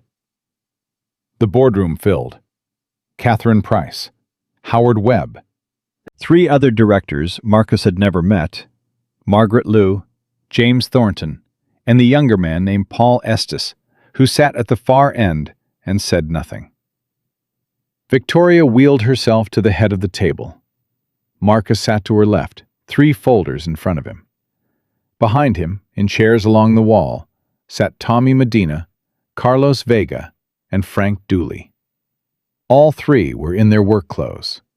All 3 looked like they hadn't slept. Richard looked at them and his smile flickered, just for a moment.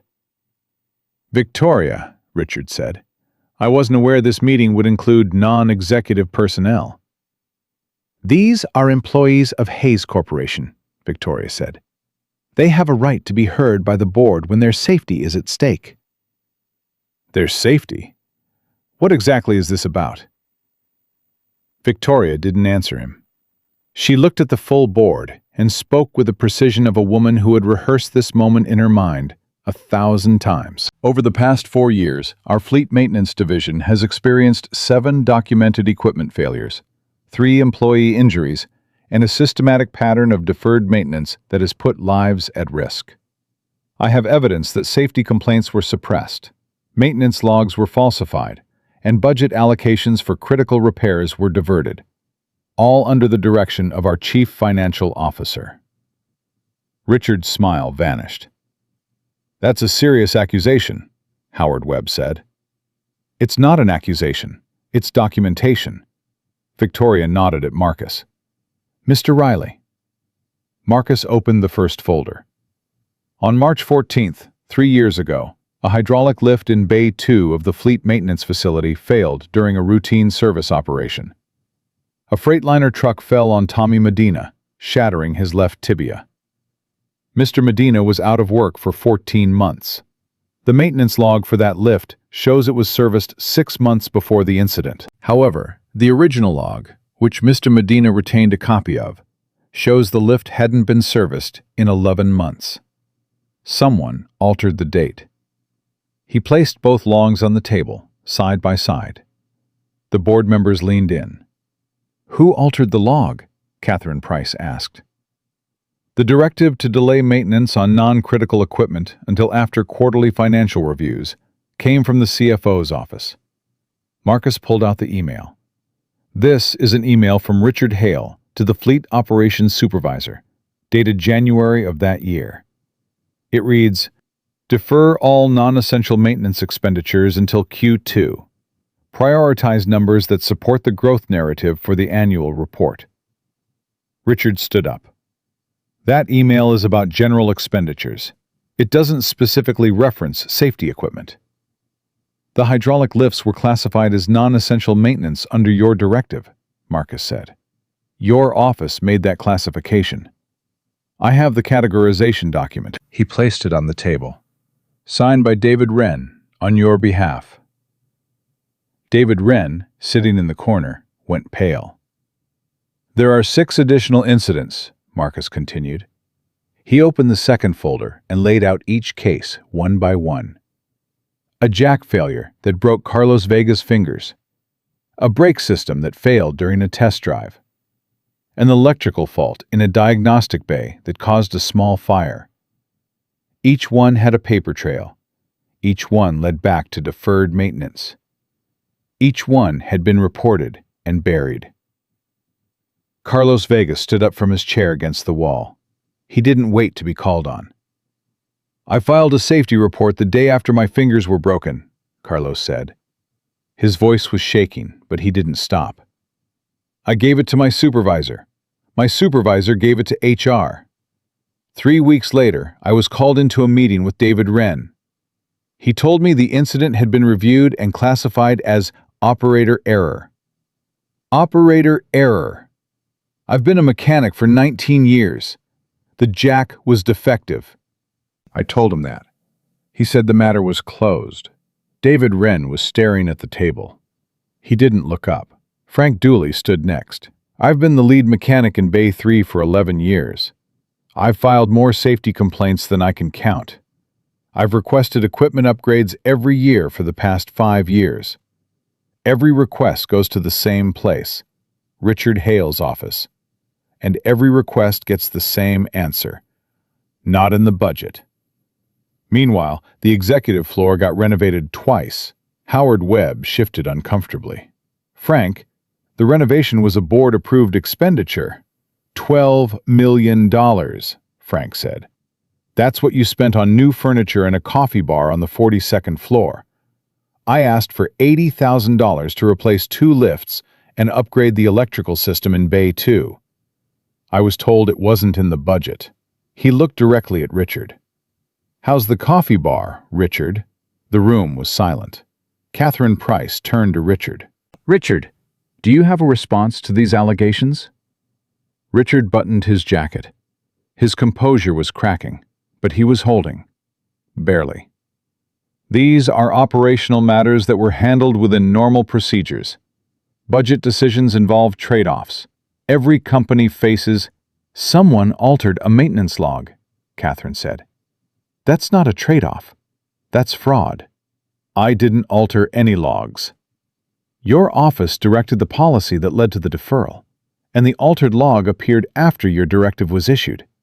At minimum, that creates a chain of responsibility that requires investigation." "I'm not going to sit here and be tried by a mechanic and a—" Richard stopped himself, but not fast enough. "And a what, Richard?" Victoria said, her voice like ice. "A woman in a wheelchair?" The room went dead. Richard's mouth opened, closed. He looked around the table for support. Howard Webb wouldn't meet his eyes. Margaret Liu was reading the documents. James Thornton was writing notes. Paul Estes, at the far end, was watching Richard with the detached curiosity of a man who had already made his decision.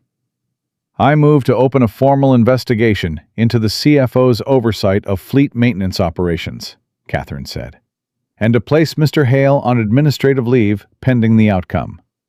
"Seconded," Margaret Liu said, without looking up. "All in favor," Victoria said. 4 hands went up. Catherine, Margaret, James, and Paul. Howard Webb's hand stayed down.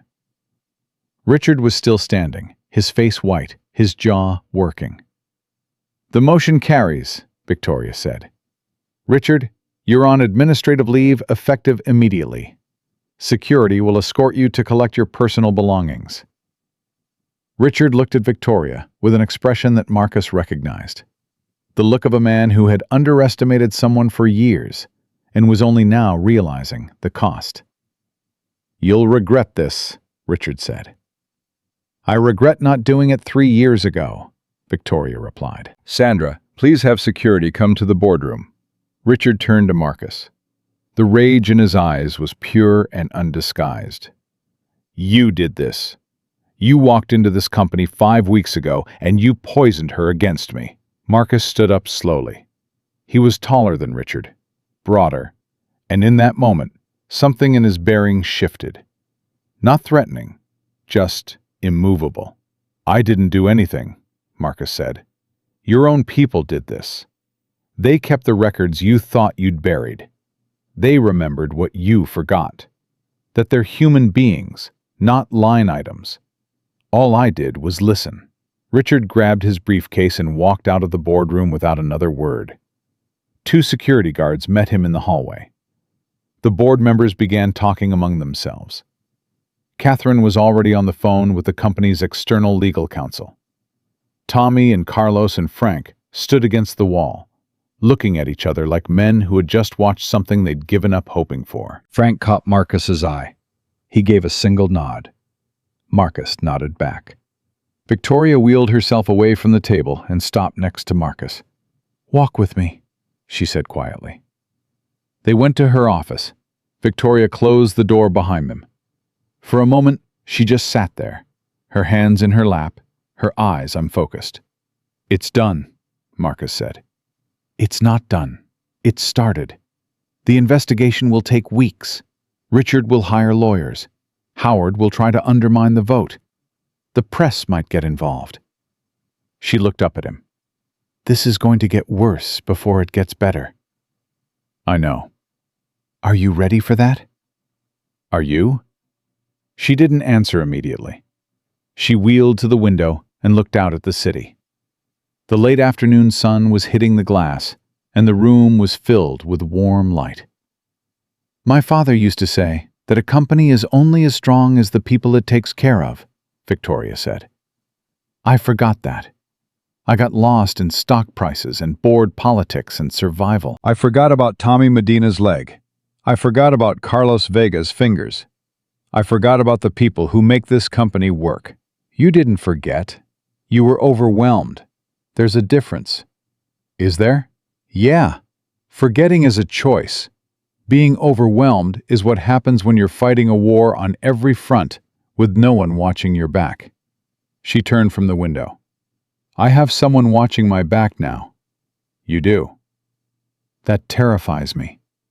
I know. It terrifies me too. They looked at each other across the office, the space between them charged with something that neither of them was ready to name. It wasn't romance, not exactly. It was deeper than that, and more dangerous. It was the recognition of two people who had been alone for so long that the possibility of not being alone felt like standing at the edge of a cliff. Tuesday? She said. Tuesday, he said. But Tuesday didn't come the way they expected. The next morning, Marcus arrived at work to find a news van parked outside the building. Someone had leaked the board meeting to the press. By noon, 3 different outlets had run stories about Hayes Corporation's safety violations. By evening, the company's stock had dropped 4%. Victoria called him at 6. Richard leaked it, she said. His lawyer released a statement saying he was wrongfully suspended and that I'm conducting a personal vendetta. A personal vendetta. He's claiming I hired you because of our personal relationship and that the entire investigation is fabricated to justify your position. Marcus felt his stomach drop. He's making it about us. He's making it about whatever hurts the most. That's what Richard does. He doesn't fight clean. What did the other board members say?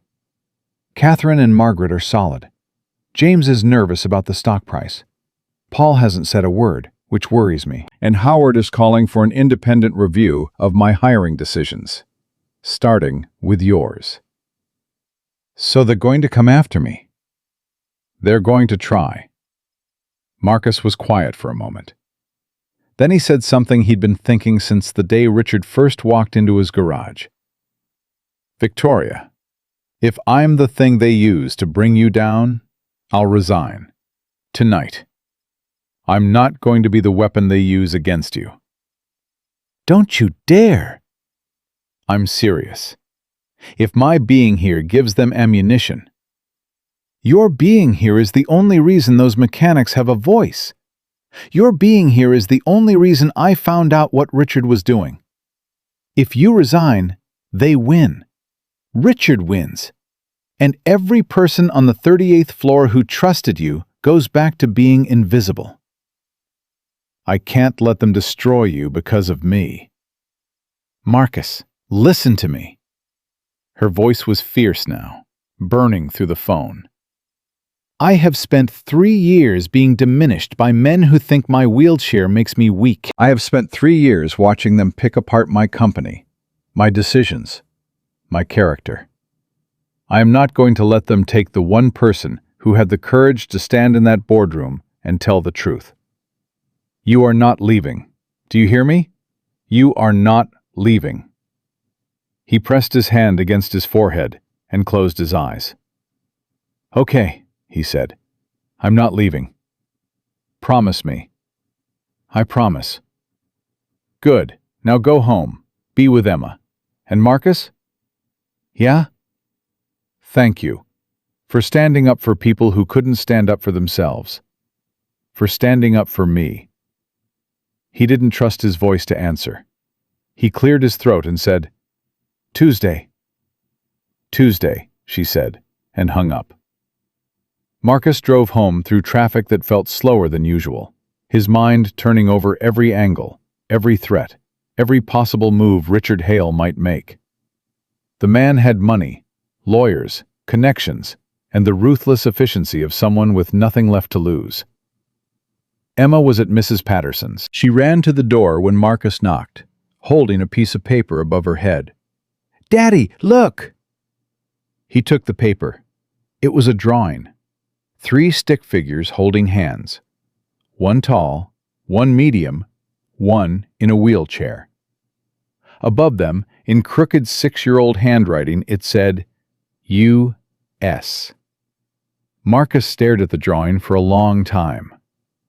That's you, Emma said, pointing to the tall one. That's me. She pointed to the small one. And that's Victoria. She pointed to the one in the wheelchair. We're a team. Mrs. Patterson was standing in the hallway behind Emma, watching Marcus's face. She'd known him for 4 years. She'd watched him struggle, watched him sacrifice, watched him hold himself together with nothing but willpower and love for his daughter. She'd never seen him cry, until now. Marcus knelt down, pulled Emma into his arms, and held her so tight she squeaked. Daddy, you're squishing me. I know, baby. Just let me squish you for a second. Are you crying? No. You are. I can feel it on my neck. It's raining. We're inside, Daddy. He laughed, a broken, watery laugh, and pulled back to look at his daughter. This child who drew rocket wheelchairs and called strangers friends and believed with her whole heart that the three of them were a team. I love you, Emma. I know. I love you too. Can Victoria come to dinner? Maybe, soon. How soon? Soon. He thanked Mrs. Patterson, carried Emma home, made her dinner, read her a story, and put her to bed. Then he took Emma's drawing and stuck it to the refrigerator with a magnet. 3 stick figures, holding hands. U.S. He stood in the kitchen and made a decision. Not about the job, not about Richard Hale, not about the board or the investigation or the press or any of it.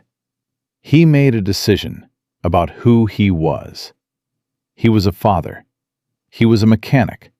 He was a man who fixed broken things. And right now, the most broken thing in his life wasn't an engine or a company or a career. It was the distance between who he was and who he was afraid to be. He picked up his phone and called Victoria. She answered immediately. "Marcus, is everything okay?" Emma drew a picture. It's you, me, and her, holding hands. She wrote U.S. at the top. Victoria didn't speak. "I put it on the fridge," Marcus said, "right next to her report card and her unicorn drawings, because that's where the important things go." He could hear her breathing, unsteady, catching. "You put it on the fridge," she said. "Yeah." "Marcus Riley, you are the most impossible man I've ever met." "I know. I'm hanging up now because I'm going to cry, and I've already cried twice today, and I have a reputation to maintain." "Your reputation is fine." "Good night, Marcus." "Good night, Victoria." He hung up and looked at the drawing on the fridge one more time. 3 stick figures, holding hands.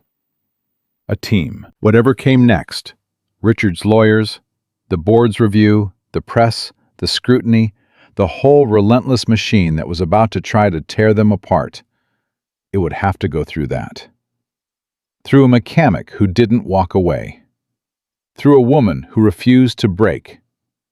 Through a 6-year-old girl who believed that kindness was the strongest force in the world.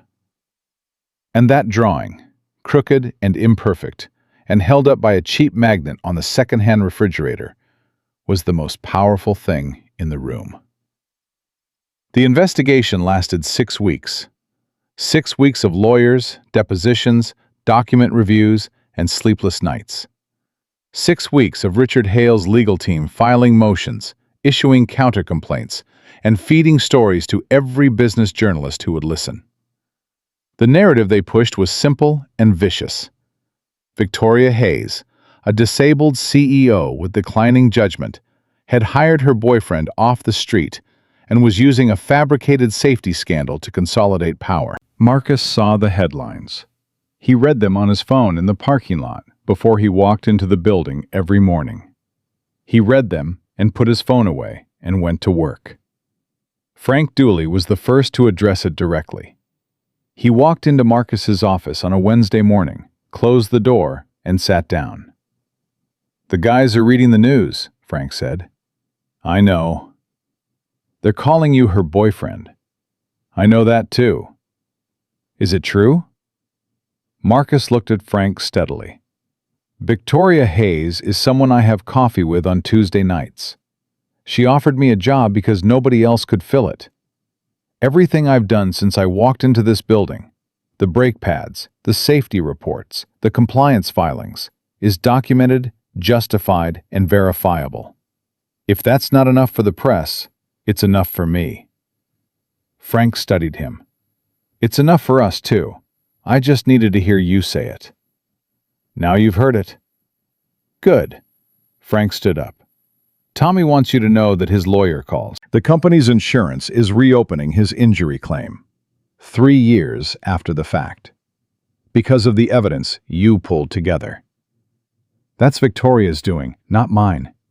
It's both of you, and Tommy knows it. The insurance review is just the beginning.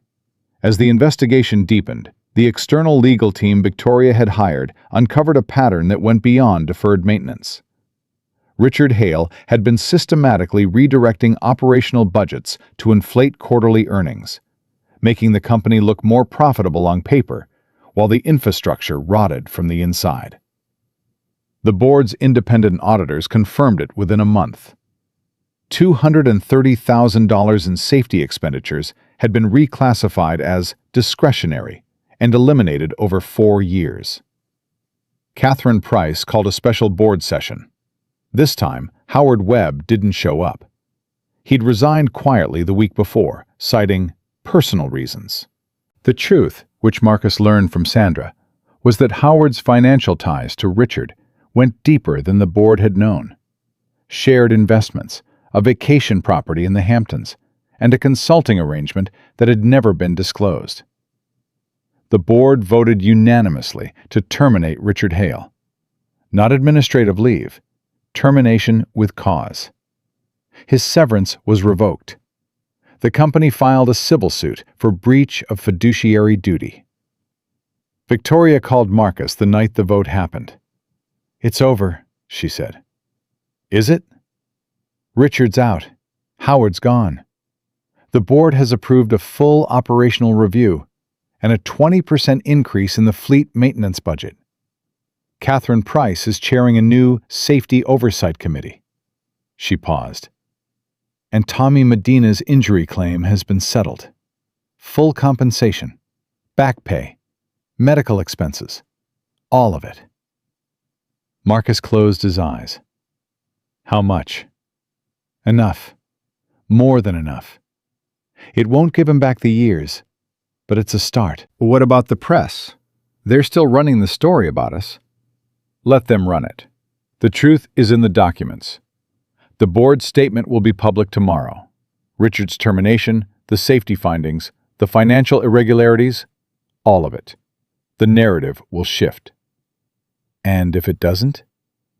"Then we keep telling the truth until it does." Marcus was quiet for a moment. "Victoria, there's something I need to say to you, and I need you to let me finish before you respond." "All right." "When I took this job, I told myself it was for Emma, for the salary, the benefits, the education fund, and that was true. But it wasn't the whole truth." He paused. "The whole truth is that I took this job because for the first time in 6 years, someone looked at me and saw something other than a broken man with dirty hands. You didn't see my bankruptcy, or my empty apartment, or my 10-year-old truck. You saw what I could do. And nobody had done that since my father died." Victoria didn't speak. "I'm not good at this," Marcus continued. "I'm not good at needing people. I've spent my whole life making sure I didn't need anyone, because every time I did, they left. My mother left when I was 12. Emma's mother left when Emma was a baby. I learned to carry everything alone, because alone was the only thing that didn't disappear." "Marcus, I'm not done. You asked me to let you finish once. Now I'm asking you the same thing." She went quiet. "These past 2 months, I've watched you fight for your company, your father's name, your employees, your dignity. I've watched you take hit after hit from people who were supposed to be on your side. And I've watched you get back up every single time. And somewhere in the middle of all that, somewhere between the board meetings and the lawyers and the Tuesday night coffees, I stopped being scared. Of what? Of this. Of whatever this is. I don't have a name for it. I don't need one.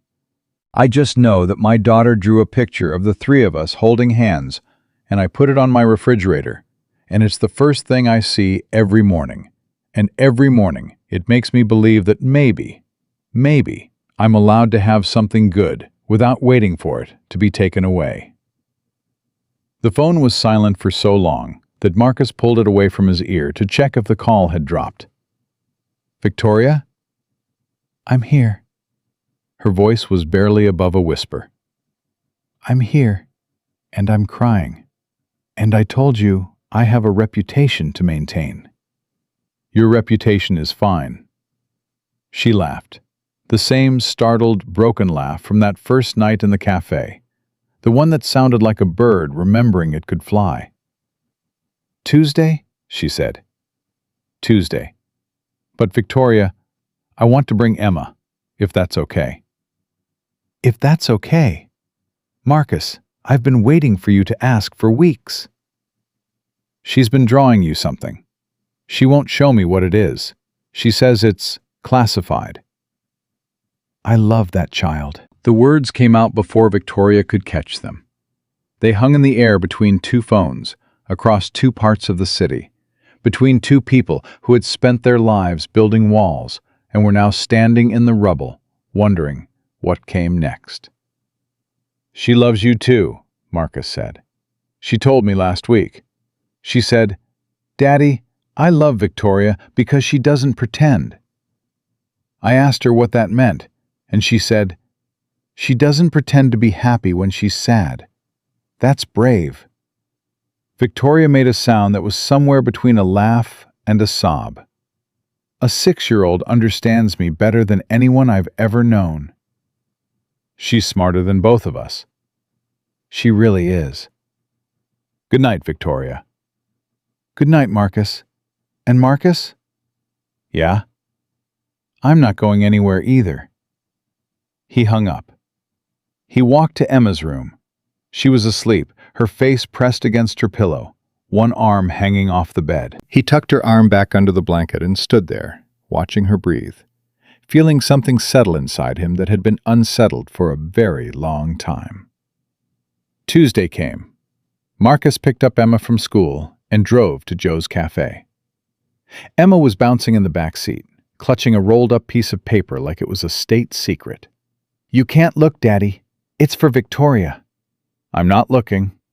You're trying to look in the mirror. I'm checking traffic. You're looking.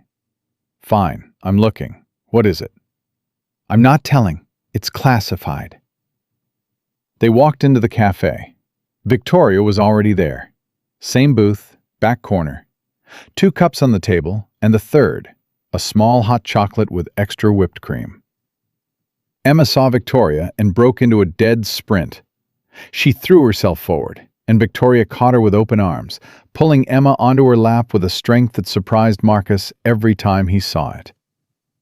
I made you something, Emma announced at full volume. I can see that. What is it? Emma unrolled the paper with great ceremony. Marcus leaned over to look. It was a drawing, more detailed than her usual work. She'd clearly spent days on it. 3 stick figures, like the one on the fridge, but this time they were standing in front of a house. The house had a red door and yellow windows and flowers in the front yard. Above the house, in careful, painstaking letters, Emma had written, Our Home. Victoria stared at the drawing. Her hand came up to her mouth. That's you, Emma said, pointing. And that's Daddy. And that's me. And that's our house. It has a red door because red is my favorite color. And it has flowers because you like flowers. Daddy told me. And it has a big kitchen because Daddy makes the best pancakes and he needs a big kitchen. Emma, Marcus said softly.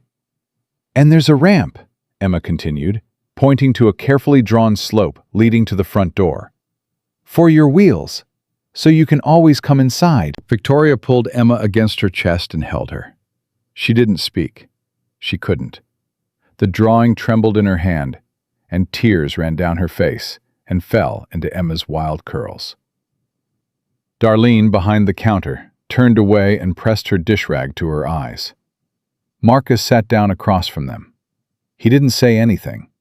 He watched his daughter hold a woman who had everything the world could offer except the one thing that mattered. And his daughter, who had nothing the world valued except her heart, was giving it to her freely. After a long moment, Victoria looked up at Marcus over Emma's head. Her eyes were red, her face was streaked, and she was the most beautiful thing he had ever seen. "She drew a ramp," Victoria said. "I see that. She drew a ramp, Marcus." "I know. No one has ever—" Victoria stopped. She pressed her lips together and shook her head. "In 3 years. 3 years of architects and contractors and accessibility consultants. And a 6-year-old is the first person who looked at a front door and thought, 'How does Victoria get inside?'" Emma pulled back and looked at Victoria with confusion. "Of course there's a ramp. How would you get in without a ramp? That's just silly." Victoria laughed through her tears. "You're absolutely right. That would be silly." "Can I have my hot chocolate now?" "It's all yours." Emma scrambled off Victoria's lap and into the booth, grabbed her hot chocolate, and got whipped cream on her nose within 3 seconds. Marcus handed her a napkin. She ignored it. They sat together in the booth, the 3 of them, and they talked. Not about the investigation, or the board, or Richard Hale, or any of it. They talked about Emma's school, about her friend Danny, who could now do a kickflip, about the book they were reading about the girl and her dragon. Victoria told Emma about the time she tried to cook dinner and set off the smoke alarm in her house so badly that the fire department came. "Were they mad?" Emma asked, wide-eyed. "They were very polite, but they suggested I order takeout." "I can teach you to cook. Daddy taught me how to make eggs. I only burned them twice." "I would love that." Marcus watched them. He drank his coffee. He let himself feel something that he'd been running from for 6 years. The feeling of being part of something larger than himself. Not a company. Not a paycheck. A family. Imperfect, unconventional, held together by coffee and drawings and Tuesday nights. But real. After Emma finished her hot chocolate and started drawing on a napkin, Victoria reached across the table and put her hand on Marcus's. He looked down at her hand on his. Her fingers were slender and cool. His were rough and scarred. They didn't match. Nothing about them matched. And yet, "I need to tell you something," Victoria said. "Okay." "The board offered me a new contract yesterday. 5-year extension, full authority, a seat for a chief operations officer that I get to fill without board approval." She paused. "I turned it down." Marcus's hand went still under hers. "You what?" "I turned it down." "Victoria, that's everything you've been fighting for." "No, it's everything I thought I was fighting for. But sitting in that boardroom, looking at those people, even the ones on my side, I realized something. I don't want to spend the next 5 years fighting for a seat at a table that only values me when I'm winning. I don't want to run a company where people get hurt and nobody cares until a mechanic walks in and forces them to look." "What do you want?" She looked at Emma, who was drawing a rocket ship on the napkin. Then she looked back at Marcus. "I want to build something new, something my father would actually recognize. Smaller, better. A company that takes care of its people first and counts the money second." She squeezed his hand. "And I want to build it with someone who understands that." Marcus pulled his hand back. Not in rejection, in shock. He leaned back and rubbed his face with both hands. Victoria, you're talking about walking away from a $400 million company. I'm talking about walking towards something that matters. You built that company. My father built that company. I kept it alive. And now it'll survive without me. Catherine Price will take over as interim CEO. She's competent, she's ethical, and she doesn't need me hovering. The company will be fine. And you? I'll be better. I'll be building something from the ground up, the way my father did, the way you built your shop. She leaned forward. Marcus, I've spent 3 years trying to hold on to something that was already gone. The company my father built doesn't exist anymore. It became something else, something Richard Hale shaped in his image while I was in a hospital bed. I can't get it back, but I can start over. With what? With the settlement from the civil suit against Richard, with my personal holdings, and with a fleet maintenance operation that I'd like to build around the best mechanic I've ever met. Marcus stared at her. You're offering me a partnership. I'm offering you a future. For you and for Emma. A company we build together, run together, own together. Where the people who do the work have a voice. Where safety isn't a budget line, it's the foundation. Victoria, I'm a mechanic. I don't know how to run a company. You've been running one for 8 years. A small one, yes. But you know how to manage people, manage budgets, manage crises. You walked into Hayes Corporation and in 5 weeks, you did what 4 directors with MBAs couldn't do in 3 years. Don't tell me you can't run a company. Emma looked up from her drawing. Daddy, are you and Victoria going to work together? Marcus looked at his daughter. Maybe, baby. We're talking about it. Good, because I already drew the sign for the building. She held up the napkin. In bright crayon, it read, Riley and Hayes, with a small rocket ship in the corner. Victoria laughed. Marcus shook his head. She planned this, Marcus said. She's 6. She doesn't plan things. You don't know my daughter.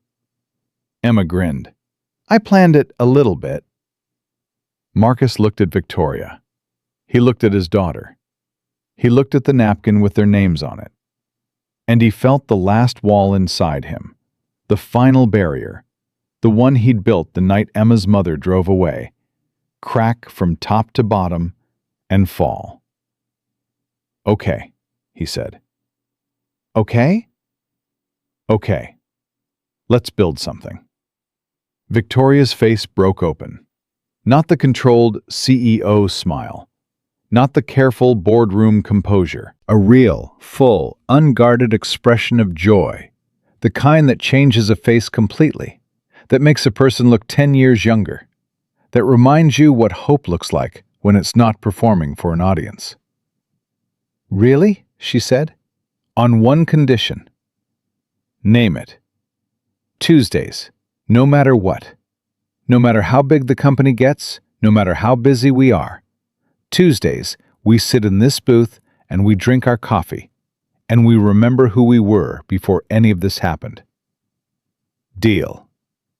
And Emma gets hot chocolate. Obviously. With extra whipped cream. Is there any other kind? Marcus extended his hand across the table. Victoria took it. They shook once, firm, solid, the way 2 people seal something that matters. Emma put her hand on top of both of theirs. Team, she said. Team, Marcus said. Team, Victoria said.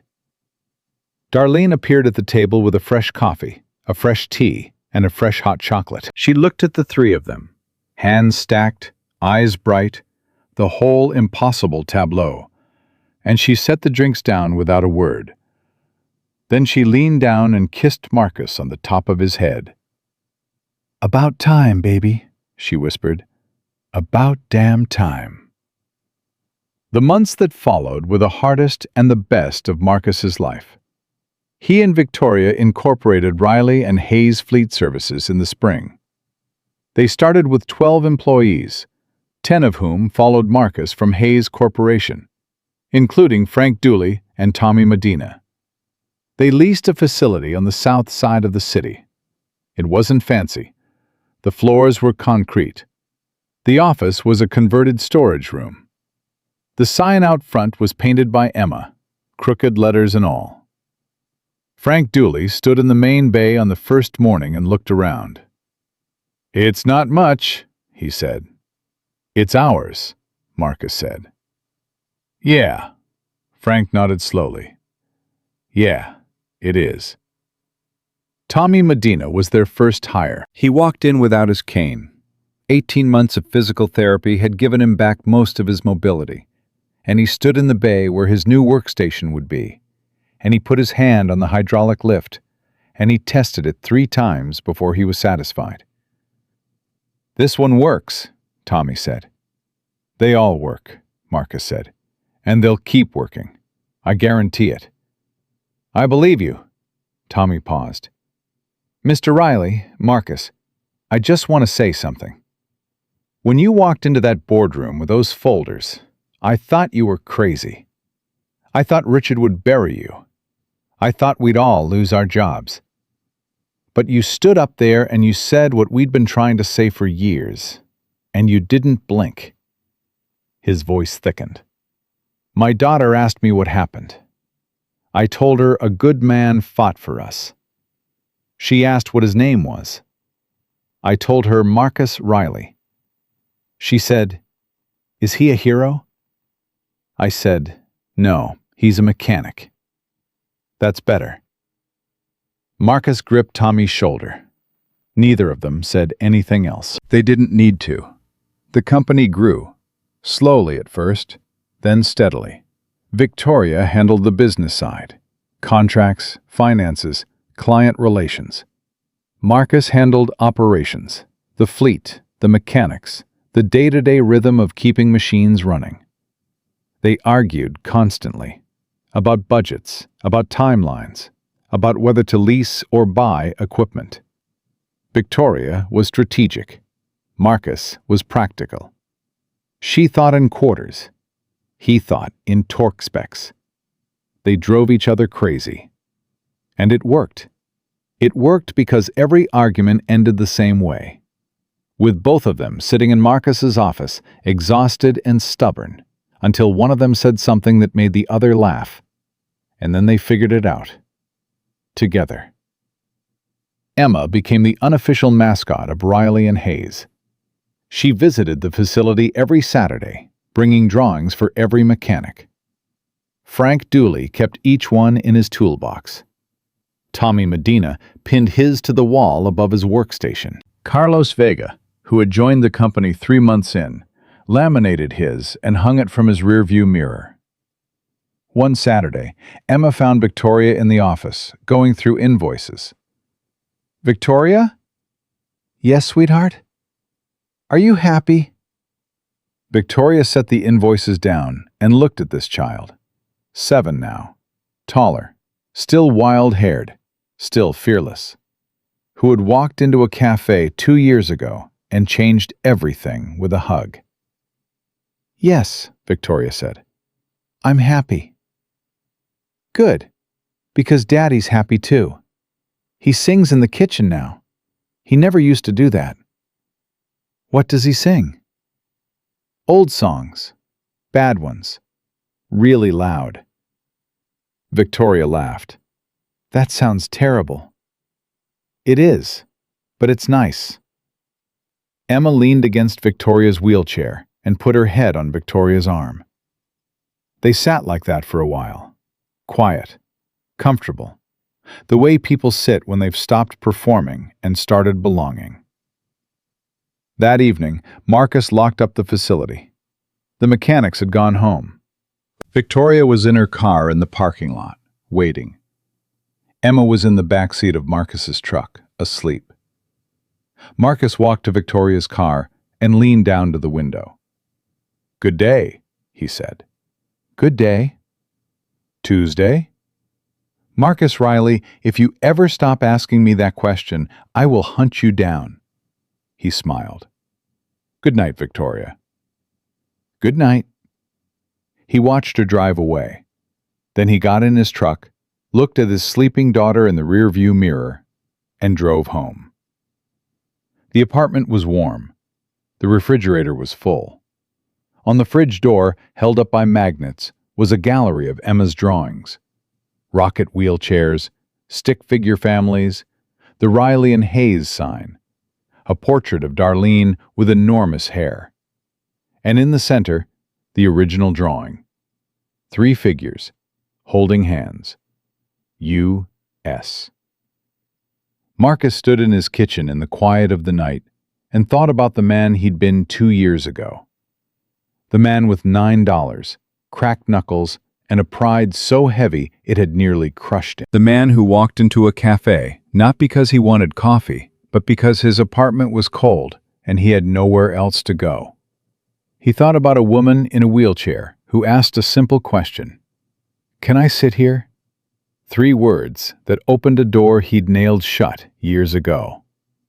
He thought about his daughter, who saw a stranger crying and didn't look away, didn't judge, didn't hesitate.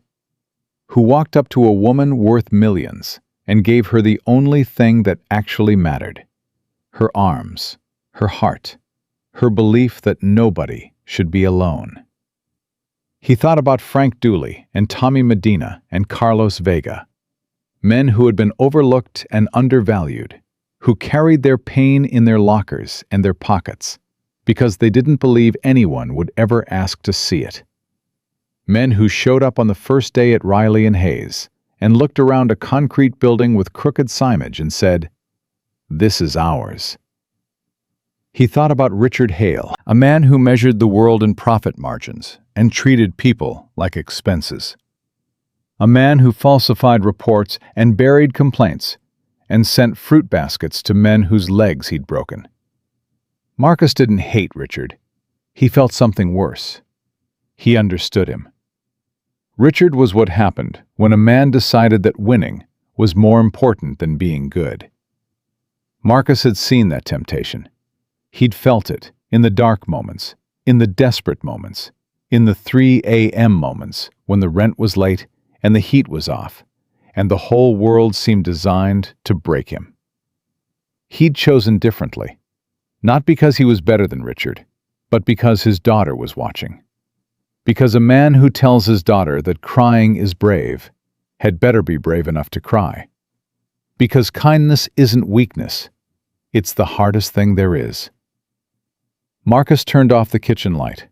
He walked to Emma's door and looked in. She was sleeping with one arm around her stuffed elephant, her mouth slightly open, her hair a storm of curls across the pillow. He whispered, so quiet that only the room could hear, "I kept my promise." Then he went to bed, and for the first time in as long as he could remember, Marcus Riley slept through the night. Deeply, peacefully. The sleep of a man who had finally stopped running, stopped hiding, stopped carrying the weight alone. The sleep of a man who had walked into a café with nothing and walked out with everything that mattered. Every Tuesday for the rest of that year, and the year after, and the year after that, 3 people sat in a back booth at Joe's Café. A man with calloused hands, a woman in a wheelchair, a girl with wild curls and a hot chocolate with extra whipped cream. Darlene brought their drinks without being asked. The booth with the torn vinyl was never given to anyone else. They didn't talk about money. They didn't talk about the company. They talked about Emma's school, Victoria's physical therapy, the book they were reading together, whether Frank Dooley would ever retire, and whether Darlene would ever stop calling Marcus baby. They talked about the things that mattered, and on the wall behind the booth, taped there by Darlene herself, was Emma's first drawing. The rocket wheelchair, flames blazing, flying through a sky of pink stars. Underneath it, in Darlene's handwriting, a small note that no one remembered putting there, but everyone remembered reading. Kindness sat here. Because it did. On a cold Tuesday night, in a café on the wrong side of town, kindness sat down at a table with a torn vinyl seat and a crooked leg, and it changed 3 lives forever. Not because it was grand, not because it was planned, but because a tired man with nothing to give said yes when a lonely woman in a wheelchair asked, "Can I sit here?" And that single, ordinary act of human decency, the decision to make room for someone else at the table, turned out to be the most extraordinary thing any of them had ever done.